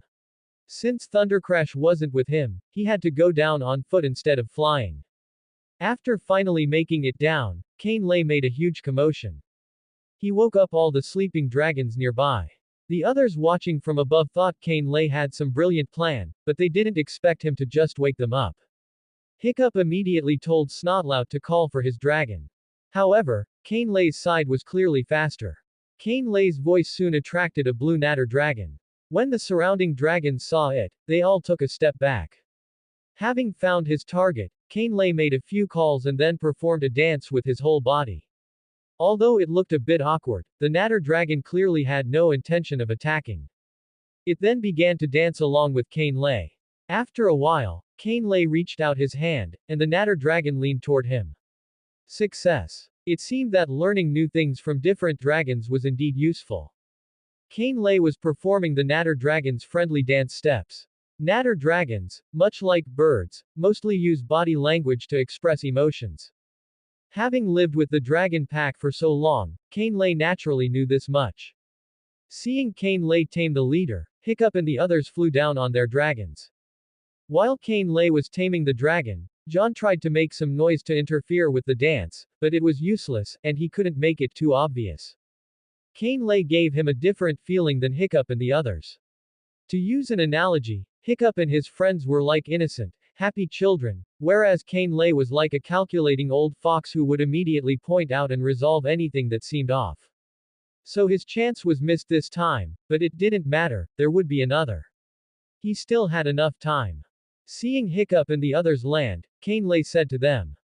See, I told you I had a way. Isn't everyone happy now? Hiccup looked at Cain Lay. He thought the dance steps were excellent. If he learned them, it would save a lot of trouble. Cain, can you teach me that dance from just now? Beside him, Fishlegs, who had just walked out from the dragon pack, also wanted to learn. Snotlout wanted to learn too, but he didn't show it. He figured he could just watch secretly later anyway. Seeing how much they all wanted to learn, Cain Lay intended to teach them. But it's quite late now. Let's talk about it tomorrow. Hiccup, I think we should wait until tomorrow. Let's rest here for tonight. To be honest, I'm quite tired after walking for so long. Seeing that Cain Lay and the others who came to find Fishlegs were exhausted, Hiccup agreed to rest for the night and head back in the morning. Alright, let's rest here for the night and head back tomorrow morning. Hearing this, everyone went to find a spot to sleep. The dragons that Cain Lay had woken up had also gone back to sleep long ago. After all, since nothing was happening, what else would they do? The story returns to shortly after Hiccup and the others had left. After Astrid hid the dragon eye, she also finished reinforcing several patrol towers. But when she returned and saw the two of them sleeping, she was immediately ready to fly into a rage. But she was stopped by Volka, who was nearby. Astrid, there's no need to get so angry. Come Tilda, take a deep breath and slowly calm your mind. As she spoke, Volka was also helping Astrid steady her breathing. Astrid breathed along with Volka's rhythm, and her anger really did subside a bit. But she still couldn't get over it, so she walked right up to the two of them and shouted. Wake up! Hearing the noise, the two of them were also startled awake. After waking up, they immediately struck a pose, ready to fight. They even said, is there an enemy? Ah. Right, tell us quickly, where is the enemy? Astrid looked at them as if they were idiots, while Volka stood there laughing. Once the two of them saw Astrid's face, they also realized they had overslept. Then Snotlout looked at Astrid with a fawning expression. Astrid, would you believe me if I said we just did it by accident? Ruffnut followed suit as well. Yes, we just accidentally overslept. Astrid just kept a cold face, pointed to one side, and said. Now get to work. Hearing this, the two of them quickly ran off. They knew that staying there would definitely lead to nothing good. While running, Ruffnut said to Snotlout. It's unbelievable. Normally, she would have slammed an axe down near us and then ordered us to work. Why is she just shouting now? Snotlout. Who knows? Maybe she's in a good mood today. But let's not talk about that for now. Getting to work is what's important. Watching the two of them leave, Astrid helplessly rubbed her forehead. What a mess, day in and day out. Volka, however, thought it was quite nice. After all, a life with some noise and bustle is a real life. Volka. Alright, Astrid, let's get to work and try to finish early. Seeing Volka so motivated, Astrid thought it wouldn't be bad to replace the twins with Volka and her group. Though this was just a thought, since Volka and the others had their own lives and it was nice enough for them to visit occasionally. Astrid. Alright, let's do our best to finish today's work. And so, Astrid and Volka went off to do their own tasks. Over the next few days, Volka worked with Astrid on various tasks, and they worked quickly, finishing everything before every afternoon. Then they would go to keep an eye on the twins. Those two always slept from night until noon before getting up to work. If Volka hadn't been there to persuade Astrid, those two would have been beaten up long ago. But this time, they actually got up quite early, only to be seen playing on a zip line. Astrid was once again fuming with rage. Volka looked at the crude zip line. Kane had also made something like this, primarily for rapid movement. But they had tied it in the wrong place. If she wasn't mistaken, the two of them would crash straight into the watchtower's pillar. Sure enough, they hit the pillar and fell straight down. Even after falling, the two of them were still laughing. After getting up, Snotlout said to Astrid and Volka. Astrid, Volka, you guys have to try this. Although the landing has some minor issues, overall it's pretty good. Roughnut also said, Astrid, we know this wasn't in your plan, but we really think we've done it. This thing has its own unique usage. And it's very convenient. Astrid just stared at them. She was about to say something, but Volka spoke first. Volka, actually, you could place this end of the zip line inside, and you could also make a stopping device to avoid flying out. Listening to Volka's advice, the twins thought about it and realized her suggestion was actually very good. Snotlout. Volka, you're a genius. Roughnut. Exactly. Do you want to come and work on this with us? Seeing them invite her, Volka agreed. Volka. Sure, a zip line is indeed faster than just taking the stairs, but only for going down. Then the twins started chatting with Volka. Seeing Volka fooling around with them, Astrid originally wanted to stop them, but seeing them chatting so enthusiastically, she didn't disturb them. As they talked, they prepared to build all of these things. Helpless, Astrid could only go along with them. Once the first zip line was built, Astrid also discovered that this thing was indeed much faster than just taking the stairs. Then she joined in as well, not for fun, but because she just wanted to finish it quickly. Yes, that was it. By the time everything was finished, it was already evening. Looking at the zip lines in the base, Astrid had to admit that the twins were indeed useful. But only when they weren't pranking people or being stupid. After finishing, Volka prepared a table of good food and called everyone to eat. Alright everyone, time to eat. Hearing the word, eat, the twins immediately ran over and started gorging themselves. Looking at the two in front of her, Astrid felt once again that they really had no sense of manners. Astrid could only remind them. Roughnut, Snotlout, remember that in a bit, you two need to go to the watchtower on the other side of the island to keep watch. The two just waved their hands at Astrid and continued to gorge themselves. Watching the food slowly disappear, Astrid could only hurry up and eat, fearing her own portion would be gone. Volka watched them eat and felt it was quite nice, like cooking for children. After the twins finished eating, they rode Barf and Belch to the other side of the island to stand guard. The two stood guard boredly, but eventually, they put their helmets on some decoys and went off to play on their dragons again. When they returned 2 hours later, they found the destroyed decoys on the ground along with their helmets. After picking up the helmets, they looked out at the sea. There was a massive dragon hunter fleet in sight. Roughnut. Oh, we need to go notify Astrid immediately. Snotlout. I think so too. Then they flew back on their dragons to find Astrid.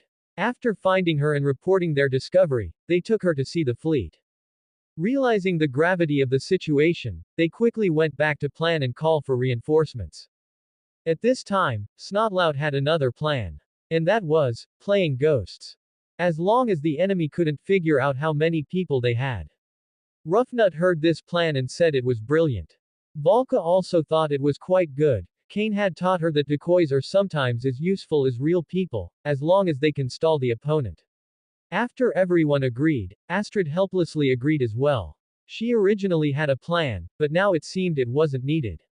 Then everyone hurried out to prepare their pranks. Though it was mostly the twins laughing crazily, looking like they had prepared something special. That's the end of part 3. Part 4 is coming soon. Thanks for watching. Please subscribe and support our channel for more stories.